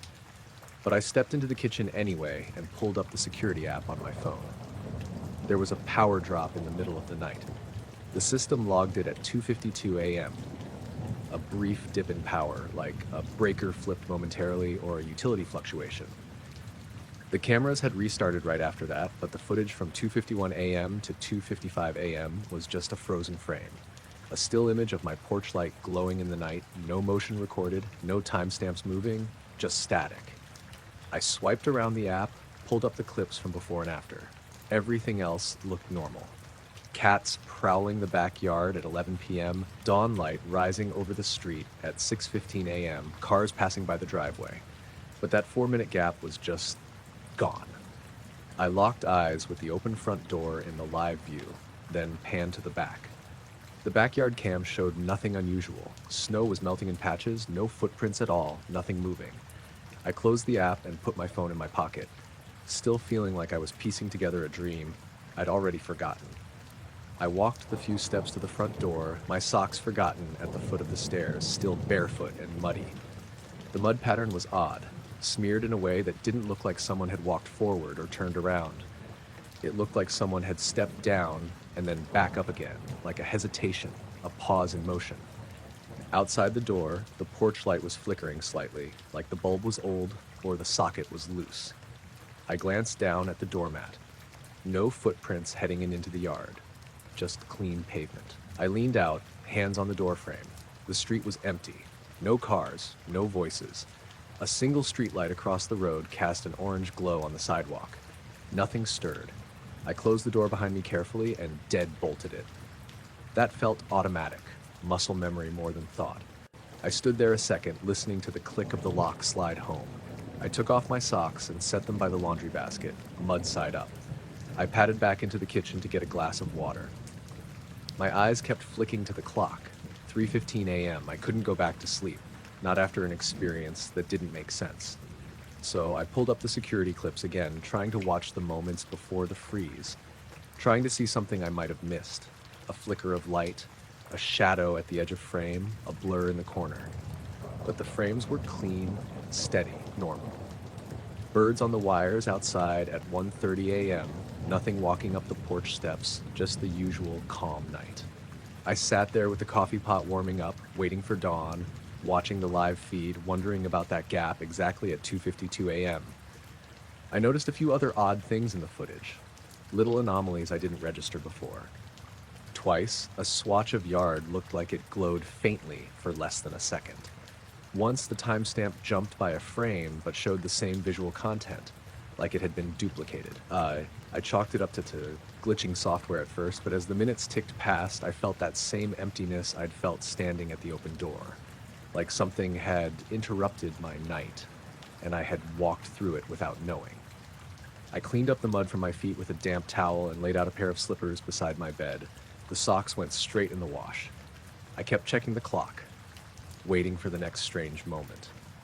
But after the sun rose, the street waking up, Neighbors leaving for work, the ordinary noise of life. Nothing more happened. I got in my car later to run errands. The snow was still melting in the yard, no footprints out front, no sign of anything. I stood at the edge of the driveway, the morning sun on my neck, and looked at the house the way you do when something doesn't add up, like maybe if I stared long enough, I'd see what I missed. But there was just the house and the melting snow and the bright, quiet morning. And the memory of waking up at 3 a.m. with the front door wide open and muddy feet I couldn't explain. I was camping alone up near Priest Lake, northern Idaho. It was early October, cold enough at night that you'd see your breath by dusk, but not so cold you couldn't sleep comfortably with the right bag. I picked a spot about 1.5 miles off the trail, close to a small creek, but far enough from it that the ground wasn't soggy. No cell service, no traffic noise, just trees, water, and the occasional crack of a branch from something out in the brush. I'd done solo trips before. I don't carry much, just a tent, a pad, bag, food, and a jet boil. I like being off the grid for a couple days, helps me clear my head. That first night was uneventful. I made a small fire, cooked some rice and beans, and watched the stars until my toes got cold. I remember thinking how weirdly quiet the woods were. Normally you hear bugs or owls or something, but it felt still. Not dead, just muted. I turned in around 10:30, crawled into my tent, zipped it up tight, and settled into the sleeping bag with a hat on and my coat stuffed at my feet to keep them warm. My boots were outside under the rainfly, like always. I keep them just at the entrance, half tucked under, so I can grab them fast if I need to. Sometime in the middle of the night, I woke up. No reason, just opened my eyes. I figured I'd had to pee or something, but then I realized the tent wasn't dark. There was a faint blue glow inside. Not blinding, not flickering, just steady, soft, and wrong.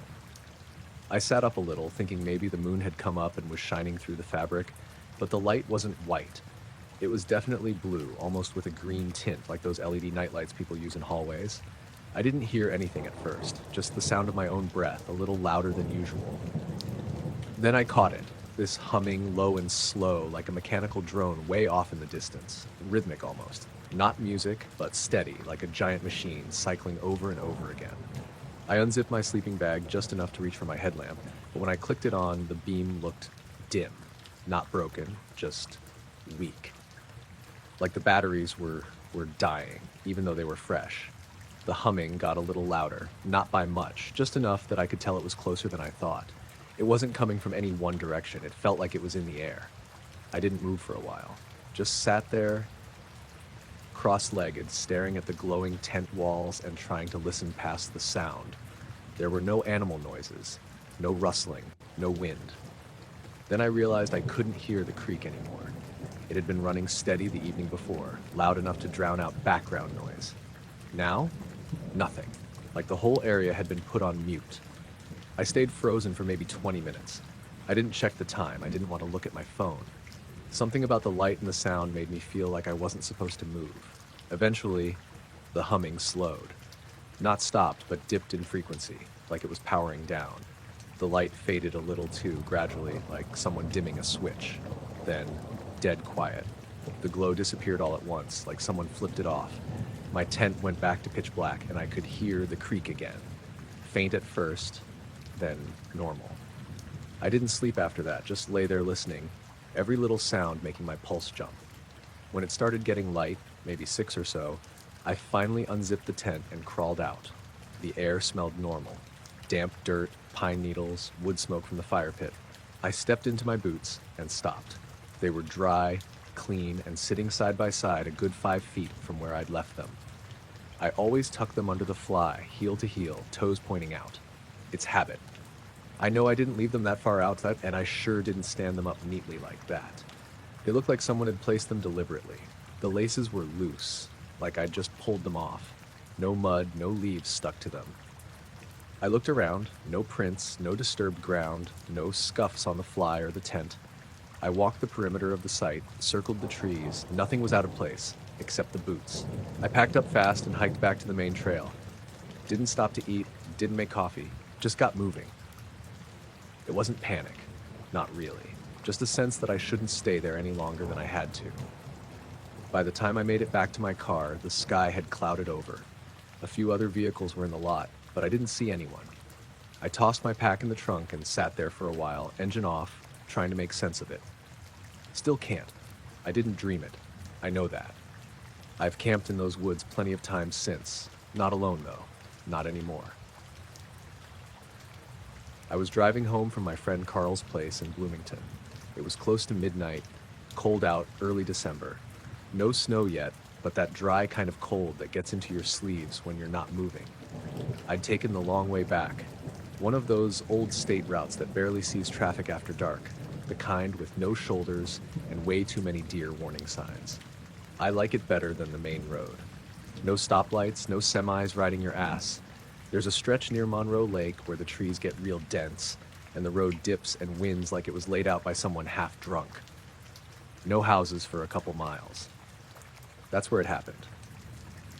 I wasn't tired. That's the part that sticks with me.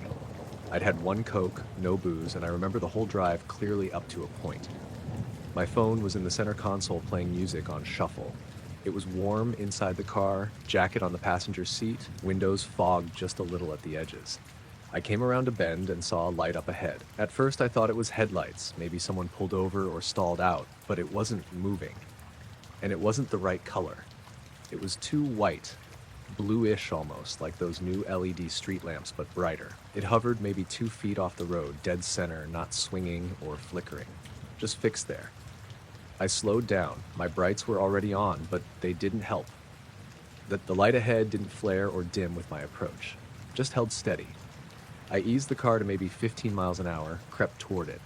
My first real thought was, deer in the road? Maybe it was reflecting off something, but there was nothing to reflect. No signs, no guardrails, no car. Just the road and the trees. Then I noticed the air. It looked wrong, like waves over asphalt in the summer, but this wasn't summer. It was 34 degrees out, give or take. The heat shimmer didn't belong. It hovered around the light, maybe 10 feet wide, rippling side to side like it was underwater. I let the car roll to a stop, didn't touch the brake, just coasted and eased it into park. The light didn't move, but the shimmer spread. I swear I watched it widen until it touched the front of my car. I couldn't hear anything. My music had cut off at some point and I hadn't noticed. The cabin was completely silent. My ears started to pop. Just a little at first, like when you're in an elevator. Then it got stronger, almost painful. I opened my mouth, tried to yawn. Nothing helped. My sinuses felt like they were about to burst. The windshield began to fog up from the inside. I hadn't turned the heat off, but the air felt stale. I wiped a hand across the glass and saw... I don't know. The shimmer was right in front of me now, but it was hard to focus on, like looking through warped glass. Then everything went quiet in a different way. Not just sound, everything felt still. The trees, the road, my own breathing, like something had hit pause. That's the last thing I remember from that moment. The next thing I knew, I was in my driveway. It was light out, early morning. My hands were still on the wheel, engine off, keys in the ignition. I was wearing the same clothes, jeans, flannel shirt, boots. My jacket was still in the passenger seat. Phone was on the dash, dead. I just sat there for a while. Couldn't figure out what I was seeing at first. I recognized the fence across the street, the crack in the driveway. I was home, but I had no memory of getting there. I looked at the clock on the dash. It was flashing 12. Must have lost power at some point. I checked the glove box where I keep an old analog watch. 7:18 a.m. I climbed out slowly. My knees ached like I'd been sitting too long. My mouth was dry, eyes scratchy. I felt hungover, but not quite, just out of it. Inside, the house was normal. Lights off, thermostat at 68, nothing touched or moved. But when I went to plug in my phone, I saw that it had been powered off manually. Not drained, just turned off. When it came back on, it was 7:23. No texts, no missed calls, no alarms. I checked the call history, battery usage, nothing unusual. The music app said the last song had stopped at 11:54 p.m. I walked out to the car again, opened the hood. Everything looked fine. No damage, no low fluids, nothing left on. I even checked the dash cam I'd installed the year before, basic model, records on a loop. But when I pulled the SD card and checked it on my computer, the footage stopped at 11:52 p.m. and didn't pick back up until the next day at 7:19. It had skipped everything. I drove the same route again later that afternoon.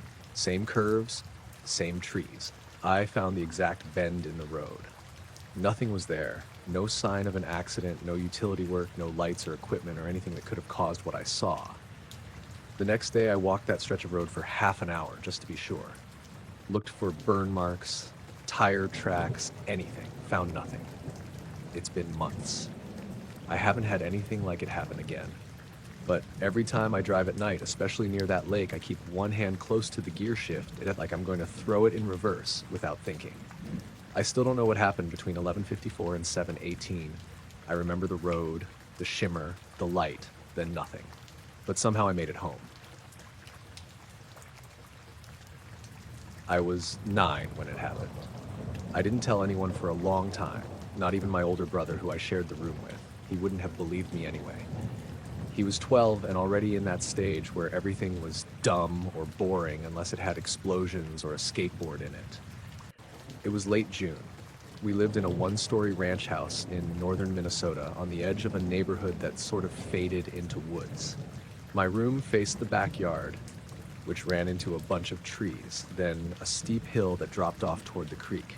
We had a short chain-link fence, but it didn't cover the whole yard, just a section around where my mom had planted some flowers.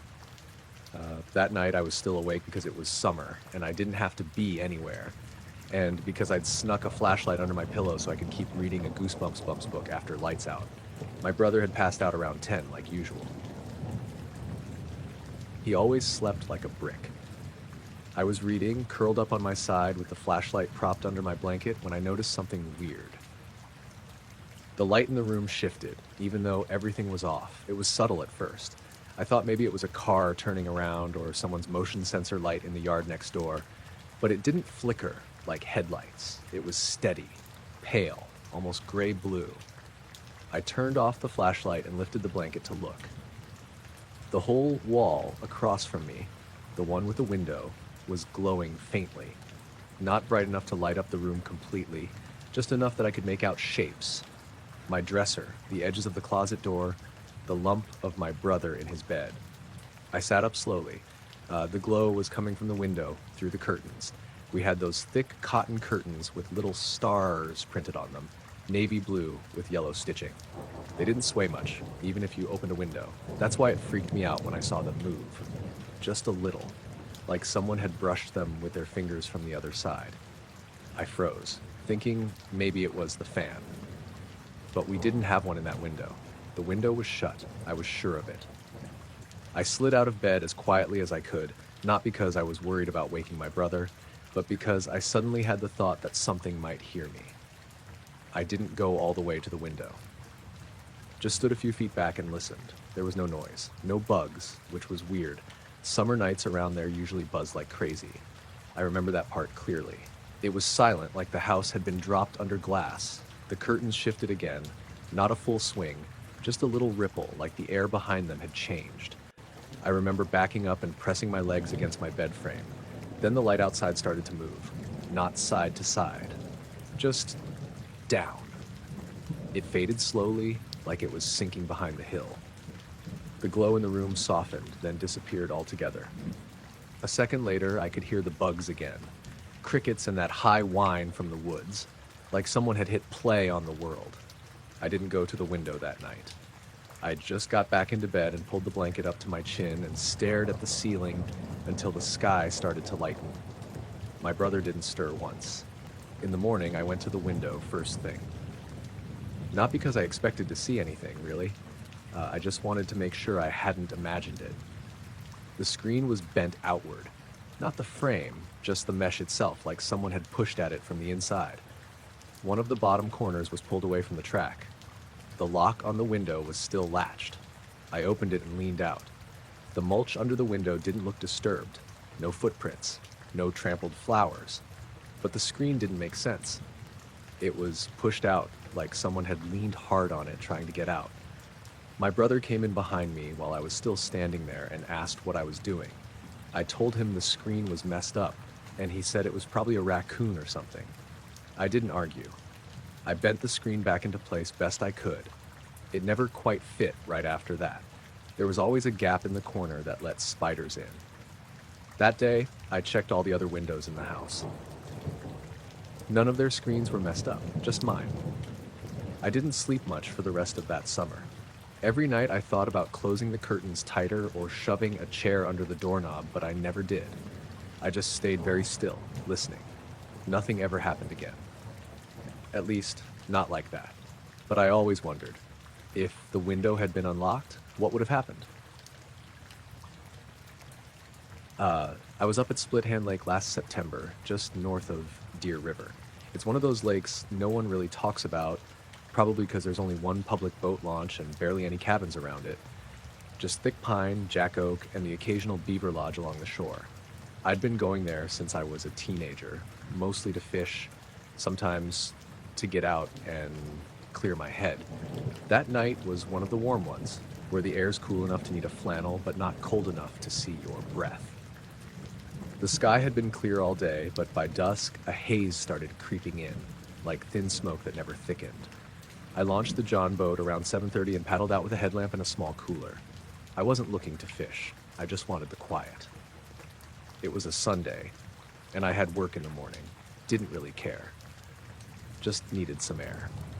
Around 9, I cut the little trolling motor and drifted to the middle of the lake. I like sitting out there when it's dark.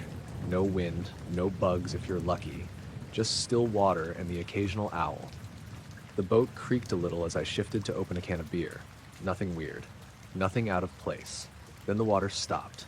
It was subtle at first, but I noticed the boat wasn't rocking anymore. Not even slightly. Usually, even when it's calm, there's a little movement from your own breathing or shifting your weight. But the surface around me looked frozen. Not literally frozen, just undisturbed. Like someone had laid glass over the whole thing. I leaned over the side to look, and that's when I noticed I couldn't hear anything. No frogs, no insects, not even the trees moving. The air was dead, the kind of quiet that makes you check your ears to see if you've gone deaf. Then I saw the light. It was maybe 30 yards to the left of my boat, hovering just above the surface of the water, pale like moonlight but brighter. It didn't cast a beam or reflection, just glowed. The size of a basketball, maybe a bit bigger. No blinking, no hum, just hanging there, motionless. At first I didn't move. I just stared, trying to figure out what it could be. A lantern? A drone?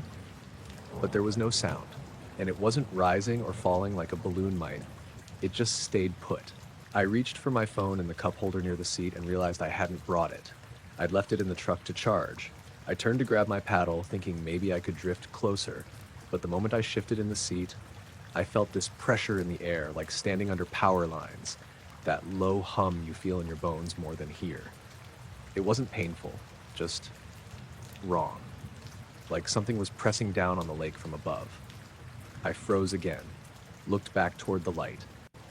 It had moved. Now it was maybe 20 feet away. I didn't see it move, it had just changed position.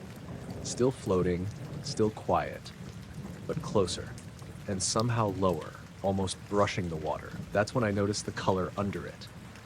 The surface of the lake below the light was darker than the rest, like a shadow, but not from the glow. More like something was pulling the water down slightly, like a shallow dip in the surface, but without any ripples around it.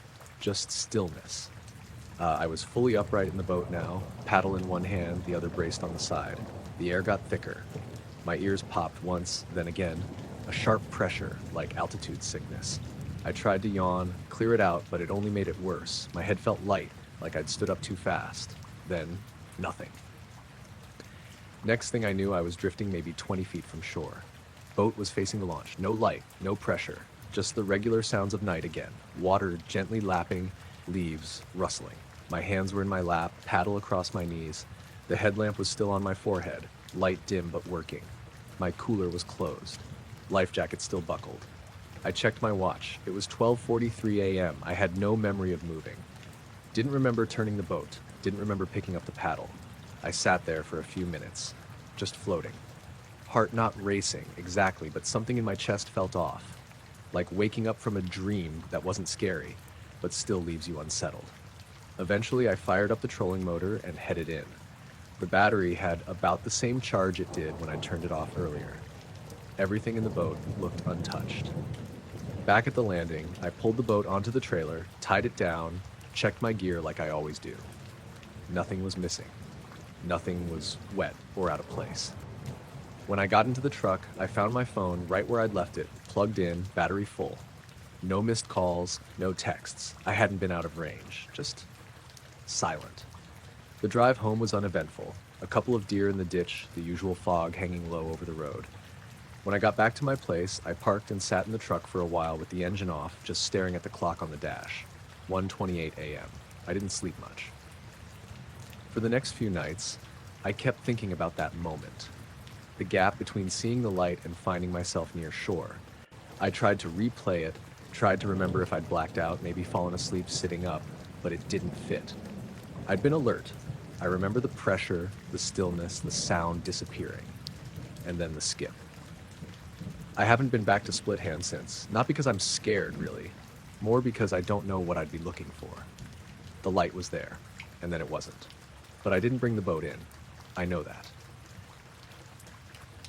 I was coming back from my cousin's place in Lakeport, about 2 hours north of where I live in Ukiah. It was around 10:30 at night, early April, cool but dry, no rain in the forecast. I'd stayed later than I meant to and decided to take the back way home instead of the highway. Just figured I'd avoid traffic, not that there was much that time of night. I've driven that route more times than I can count. Highway 175 through the mountains, then cutting south on Hopland Road until it hooks into 101. It's winding and narrow in places, but peaceful. No streetlights, no businesses, just forest, some switchbacks, a few scattered ranch gates with cattle guards. I had music going low and one hand on the wheel, kind of zoned out but still paying attention. The moon was bright and the road was empty. Everything felt normal. I'd just passed the big turnout with the rusted metal gate. I remember because I usually see deer near there, when the inside of my car started to glow. It didn't come from the dash or the dome light. It was this faint bluish-white glow, like someone had turned on a soft light under the seats. It filled the whole cabin evenly. Not bright enough to hurt my eyes, but it made everything look kind of washed out. I checked the dashboard. None of the lights were on. Headlights were still in low beam. I flipped the switch for the interior lights just in case. Nothing changed. Then the radio cut out, not like the volume dipped or the station changed. It just stopped. Screen still on, but silent. Then the instrument panel blinked. Once, the speedometer needle twitched down, then bounced back. The fuel gauge dropped to empty, then returned to 3/4. My GPS flickered off, then rebooted. I hadn't touched anything. I pulled my foot off the gas, coasting, hands tight on the wheel. I looked out the windows. No other lights on the road. No buildings, just trees on both sides and the occasional white reflector flashing past. That low glow inside the car didn't fade. It just stayed. And then I felt it. Not a sound, exactly. More like a pressure in the air, like when you drive into a tunnel or climb elevation too fast. My ears popped once, then again, and I could feel this tightness behind my eyes. My fingertips started to tingle, just slightly. The steering wheel got heavier. Not like it locked, just like it took more effort to turn it. I tapped the brakes and felt the pedal vibrate under my foot for a second, then go back to normal. Then the whole car shuddered, like it hit a pothole that wasn't there. And then everything just snapped back. The glow disappeared all at once. The radio came back on mid-song. The dashboard lights reset like I just turned the car on. The GPS lit up, showed my position, and that's when I noticed I wasn't on the same road anymore. I was on a straight 2-lane, smooth asphalt, lined with low brush and fencing on both sides. No trees, just flat, open terrain. I hit the brakes and slowed to a crawl, heart racing now. I looked around for anything familiar. It was dead quiet outside, no traffic, no wind, just the hum of my tires on pavement and the engine ticking under the hood. I pulled over to the shoulder and put it in park. Sat there, engine running, trying to make sense of what I was seeing. I tapped the GPS. It said I was on Ore Springs Road, about 5 miles west of Ukiah. That didn't make sense. That road doesn't connect to 175. At no point had I made a turn that would have taken me there. It's not just a case of missing an exit either. To get where I was, I would have had to backtrack through at least one intersection and make a hard right, none of which I remembered doing, and I would have recognized the change in scenery. Trees don't just vanish. I opened the door and stepped out. The air was warmer here. I could smell dust like dry pasture. No wind, just this heavy stillness like the moment before a storm but without clouds. I walked a few steps from the car and turned in a slow circle. My headlights lit up the gravel shoulder and the edge of the wire fencing. Beyond that, just darkness. No houses, no cattle, no sounds. I stood there for maybe a minute, listening. I remember checking my phone for the time, 11:42 p.m. It had been 10:30 not long before. The whole drive, from where I'd been to where I was now, should have taken at least 30 extra minutes, maybe more. But I didn't remember any of it. Eventually, I got back in the car and headed the rest of the way home. I didn't turn the music back on. I just drove in silence, checking the mirrors way more than usual. When I got to my driveway, I sat for a second before shutting the engine off. The dash clock said 12:07. I stepped out, locked the car, went inside without turning on the porch light. My clothes smelled like road dust and pine. I checked my GPS history the next morning. It showed a clean line from Lakeport through 175, then a sudden gap and a new point starting from Ore Springs, like it had just jumped over a few miles of data. No errors, no signal lost, just missing time. I haven't used that back route again. Not because I think something will happen. I just don't like the idea of not knowing how I got somewhere. And I haven't seen that glow again. But every now and then, I'll be driving at night and catch a flicker out of the corner of my eye, like the cabin light's about to come on. And tighten my grip on the wheel, just in case. It was early August, just after 10. I was sitting out on my porch with a glass of water and my phone, not doing much, just letting the day go. I live in a small town in Kentucky, out near the edge where the woods start. The kind of place where your nearest neighbor is visible, but just far enough that you both pretend you aren't. It was a warm night, but not too humid. The kind where the crickets are loud, but not annoying yet. I'd finished mowing earlier that day, and the air still had that cut grass smell, mixed with dry dirt. I had the porch light off, just sitting in the dark with the bugs buzzing and the occasional hoot from an owl out back. The sky was clear, stars visible, but a little washed out near the horizon from the Dollar General parking lot a few blocks down. I was sitting in one of those cheap plastic chairs, legs stretched out, scrolling through my phone with the screen turned low. No music. No podcasts. Just quiet. That's when I noticed the light. It wasn't dramatic, just a white dot moving slowly from west to east, low. Not as low as a treetop drone, but way lower than a plane should be. And steady, too slow for a satellite, too fast to be a balloon. It didn't blink or strobe. It looked like a headlight floating by itself, just gliding across the sky in a straight line. I figured it was probably a private plane, maybe one of those survey choppers flying without a tail light. But it made no noise, not even a faint one.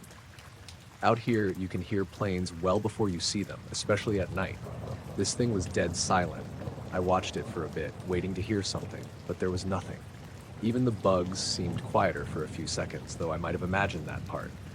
After about 20 seconds, I thought to grab a video. I flipped open the camera, pointed it up, hit record. The phone froze. The screen stayed on the camera interface, but the button didn't react. I tapped it a few more times. Nothing. Then I hit the home button. Still frozen. The image was stuck, slightly jittering, like a paused video. I locked the phone and unlocked it again. The screen went black and stayed black. The LED on the side lit up, then turned off. I held the power button, but nothing happened. It wasn't dead, just off, in a way I hadn't seen before, like it was caught mid-process. I looked back up. The light was gone. Not vanished in a flash, just gone, like I'd blinked and lost it. I scanned the whole sky and didn't see anything. No trail, no other lights, just the stars again. I sat there for a while, trying to get the phone to come back on. After maybe 30 seconds, the screen finally lit up again on its own, showing the lock screen. No missed calls, no error message. The camera app was closed. Battery still at 62%. That's when I realized something was off with my posture. My back hurt like I'd been slouching too long, but my legs weren't where I thought they should be. I looked down and noticed I wasn't sitting anymore. I was standing. Not on the porch, in the yard, a few feet out from the bottom step, just standing there in the dark, barefoot on the patchy grass facing the woods. The chair I'd been in was tipped over on its side, maybe 4 feet to my right. The glass of water was still on the porch railing. My phone somehow was in my left hand. I don't remember standing up, and I definitely don't remember walking down the steps. I turned slowly in a circle, trying to place myself. The night felt normal again. Bugs humming, faint breeze, smell of grass. But it all felt too normal, like a set being turned back on after a break. I walked back up the porch steps and sat down on the top one. Stayed there for a long time, not touching the phone, just thinking. Eventually, I picked up the chair and went inside. I checked the phone's photos and videos. No footage saved. Last thing was a screenshot I'd taken earlier that afternoon of a directions map. Nothing else new. I checked the call log, battery usage, everything. It all looked normal. I stayed up until nearly 2 a.m. watching the same patch of sky through the window. Nothing else showed up. The next morning, I found a perfect circle of flattened grass where I must have been standing. Not trampled, just pressed evenly. About the size of a hula hoop. The dew was gone in that one spot, while the rest of the lawn still glistened. I didn't say anything to anyone. Still haven't. I didn't really have anything to show, but I haven't sat in that porch chair since. It's still out there, still tipped over. I just never picked it back up. I was on my way from Boise to Reno, taking the long route because I'd been trying to avoid the interstate. Don't ask me why. I think I just needed a break from the usual pace. I'd stopped in a small town somewhere near the Oregon-Nevada border, a place called Fields, or maybe Denio. Can't remember exactly now, but it was one of those towns that doesn't really feel like a town. Just a gas pump, a diner, and a squat single-level motel with sun-bleached plastic chairs outside every door. It was late when I got in, around 9:30. I was tired. My back hurt from being in the car all day, and the heat had that dry, clinging quality even though the sun had been down for an hour. I checked in at the little window, no lobby, and got room 5. The parking lot was gravel, mostly empty except for my car and what looked like an old Ford pickup with a tarp over the bed. The room was what you'd expect. Yellowed lamp on the nightstand, bedspread with that stiff floral pattern, air conditioner stuck halfway in the wall. The kind of place that doesn't feel like it's been cleaned so much as just left alone. But it was fine. Quiet.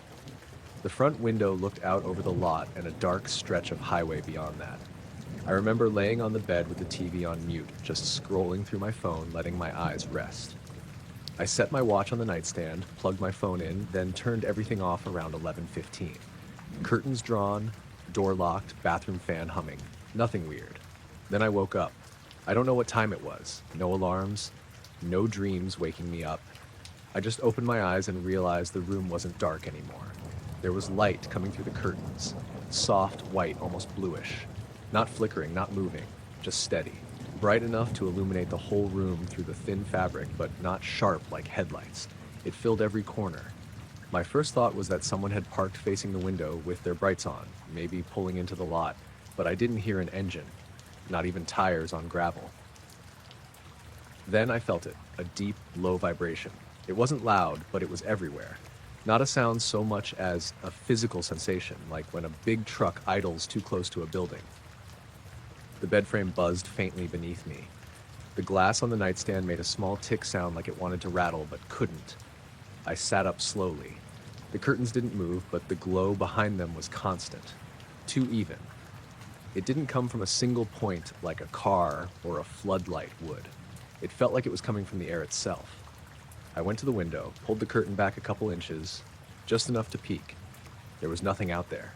No truck, no headlights, no movement, just the same gravel lot, lit up like daylight, but the sky was dark, no moon, no stars, and yet it wasn't black. It was the same soft white blue, like the sky had been backlit somehow. The pickup truck was still in its spot, my car was still locked, no other vehicles. The vibration continued, steady, pulsing slightly. I noticed it in my chest now, like a second heartbeat I hadn't agreed to. I let the curtain fall shut and backed away. The bathroom door vibrated in its frame. Even the air felt heavier, like it was full of static. I looked at my phone on the nightstand. The screen was black. I tapped it. Nothing. Tried the side button. Dead.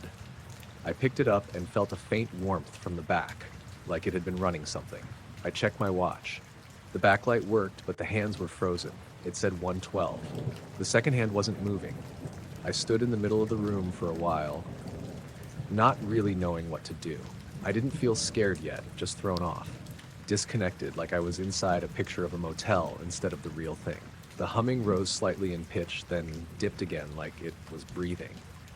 I thought about opening the door. I even took a few steps toward it. But the moment I touched the handle, I felt something shift. Not in the room, in me. A kind of heaviness behind my eyes, that like the air pressure had changed and my body hadn't caught up. I didn't open the door. Instead, I sat back down on the bed. The mattress felt softer than before. The vibration seemed to pulse in time with something I couldn't hear. And then, nothing. Next thing I remember, I was waking up. Room was dim, curtains closed. The light outside had gone back to the warm yellow of early morning. No hum, no vibration. Bathroom fans still running like nothing had changed. I sat up and looked around. My phone was still on the nightstand. Dead. I checked my watch. It said 1:12. Same as before. I went outside barefoot, rubbing my eyes. The lot was empty. Pickup was gone. Air was still. Gravel crunched normally under my feet. The sky was cloudy but bright, like the sun was trying to push through. I got back inside, plugged in my phone, and checked the wall clock above the microwave. It said 9:14 a.m., which didn't make sense. My watch had always run a little fast, if anything. But this was exactly 2 hours behind. I reset it. Checked out 20 minutes later. The lady at the window said nothing, just took the key and went back to whatever she was reading. I drove out without turning the radio on. Didn't really want to hear anything. Just drove. I've still got that watch. I never wear it anymore. But I didn't throw it out either. It never kept time right again. I live in a one-story ranch house just outside of Asheville, North Carolina, near the bottom of a ridge. Not in the middle of nowhere exactly, but far enough out that I don't hear traffic. Nearest neighbors are about a quarter mile up the hill. A lot of trees, no streetlights. My house has one of those long, low-pitched roofs and a skylight over the hallway, one of the plastic dome ones that turns bright during the day but doesn't really give you a clear view of the sky. This happened back in early March. I remember that because it had rained for 3 days straight, and this was the first dry night, still cold out. I cracked a window in the kitchen to get some of the musty air out, then turned in early around 10:30. I don't usually have trouble sleeping, but I woke up sometime in the night. No reason that I could point to. Just one of those sudden, wide-awake moments where you feel like something's off but can't say what. It was quiet. The kind of quiet that makes you realize how much sound there usually is, even at night. No heater clicking, no fridge humming. I didn't hear wind or any of the usual creaks from the rafters. Just stillness. Then I heard it. A sound on the roof. Not sharp. Not like branches or squirrels. It was heavy, slow, like something dragging across the shingles, starting above the living room and moving toward the bedroom. A low, grinding shuffle. Not loud, but deep. Like it had weight. I sat up in bed, heart already pounding. I remember thinking, there's no way that's an animal. It didn't move like one. Too deliberate. Too slow. Then the sound stopped. I waited. Didn't move. I figured maybe it was an echo from something outside, maybe a tree falling way off. But it hadn't sounded distant. It sounded like it was right there, overhead. A few seconds passed, and then the light started, not from a window, from the skylight. It began as a faint glow, pale and white blue, like the moon filtered through fog. But it brightened, just a little, and lit the hallway like a soft bulb had been switched on. There are no outside lights near the skylight, no security floods or neighbors close enough to shine anything through. The glow lasted maybe 5 seconds, long enough for me to stand up and walk halfway to the door, barefoot on the cold floor. And then, nothing. No footsteps. No more sound. The light faded out as quickly as it had come. The house stayed silent. I stood there for another minute listening. I didn't hear anything else. No retreating steps, no engines, no voices. Just that same oppressive quiet, the kind that makes you second guess your breathing. I walked into the hallway, looked up at the skylight. I couldn't see anything. Just black. I didn't know if it was cloudy or if something had actually been there, blocking it. Eventually, I went back to bed. Not because I felt safe, but because there wasn't anything else to do. I didn't feel tired, but I guess I must have drifted off at some point. Next thing I knew, the light outside the windows was full daylight. I rolled over and looked at the clock, 8:23. I was supposed to be up at 6:30. My alarm hadn't gone off. I reached for my phone. It was still plugged in, battery at 98%. Alarm app was open. The alarm had been set. It just never triggered. I checked the hallway again. Skylight looked normal. No condensation, no marks, nothing. I went outside and walked the perimeter of the house, looking for anything. No broken branches, no footprints in the soft dirt, no signs that anything heavy had been up there. But the odd part was that the car windshield had some kind of faint residue on it, almost like dust, but with a very fine shimmer. I wiped it off and it smeared slightly, like dry powder. That same day, my microwave clock was blinking like the power had gone out. I hadn't noticed it before. Nothing else had reset. Oven clock was fine, internet router was working, only the microwave. I thought about getting up there and checking the roof, but I don't have a ladder long enough to reach it safely. And after a while, I convinced myself there wouldn't be anything to find anyway. But I still think about the sound, that slow, deliberate movement, like something not in a hurry. Like it knew I could hear it, and I still wonder what would have happened if I'd opened the front door.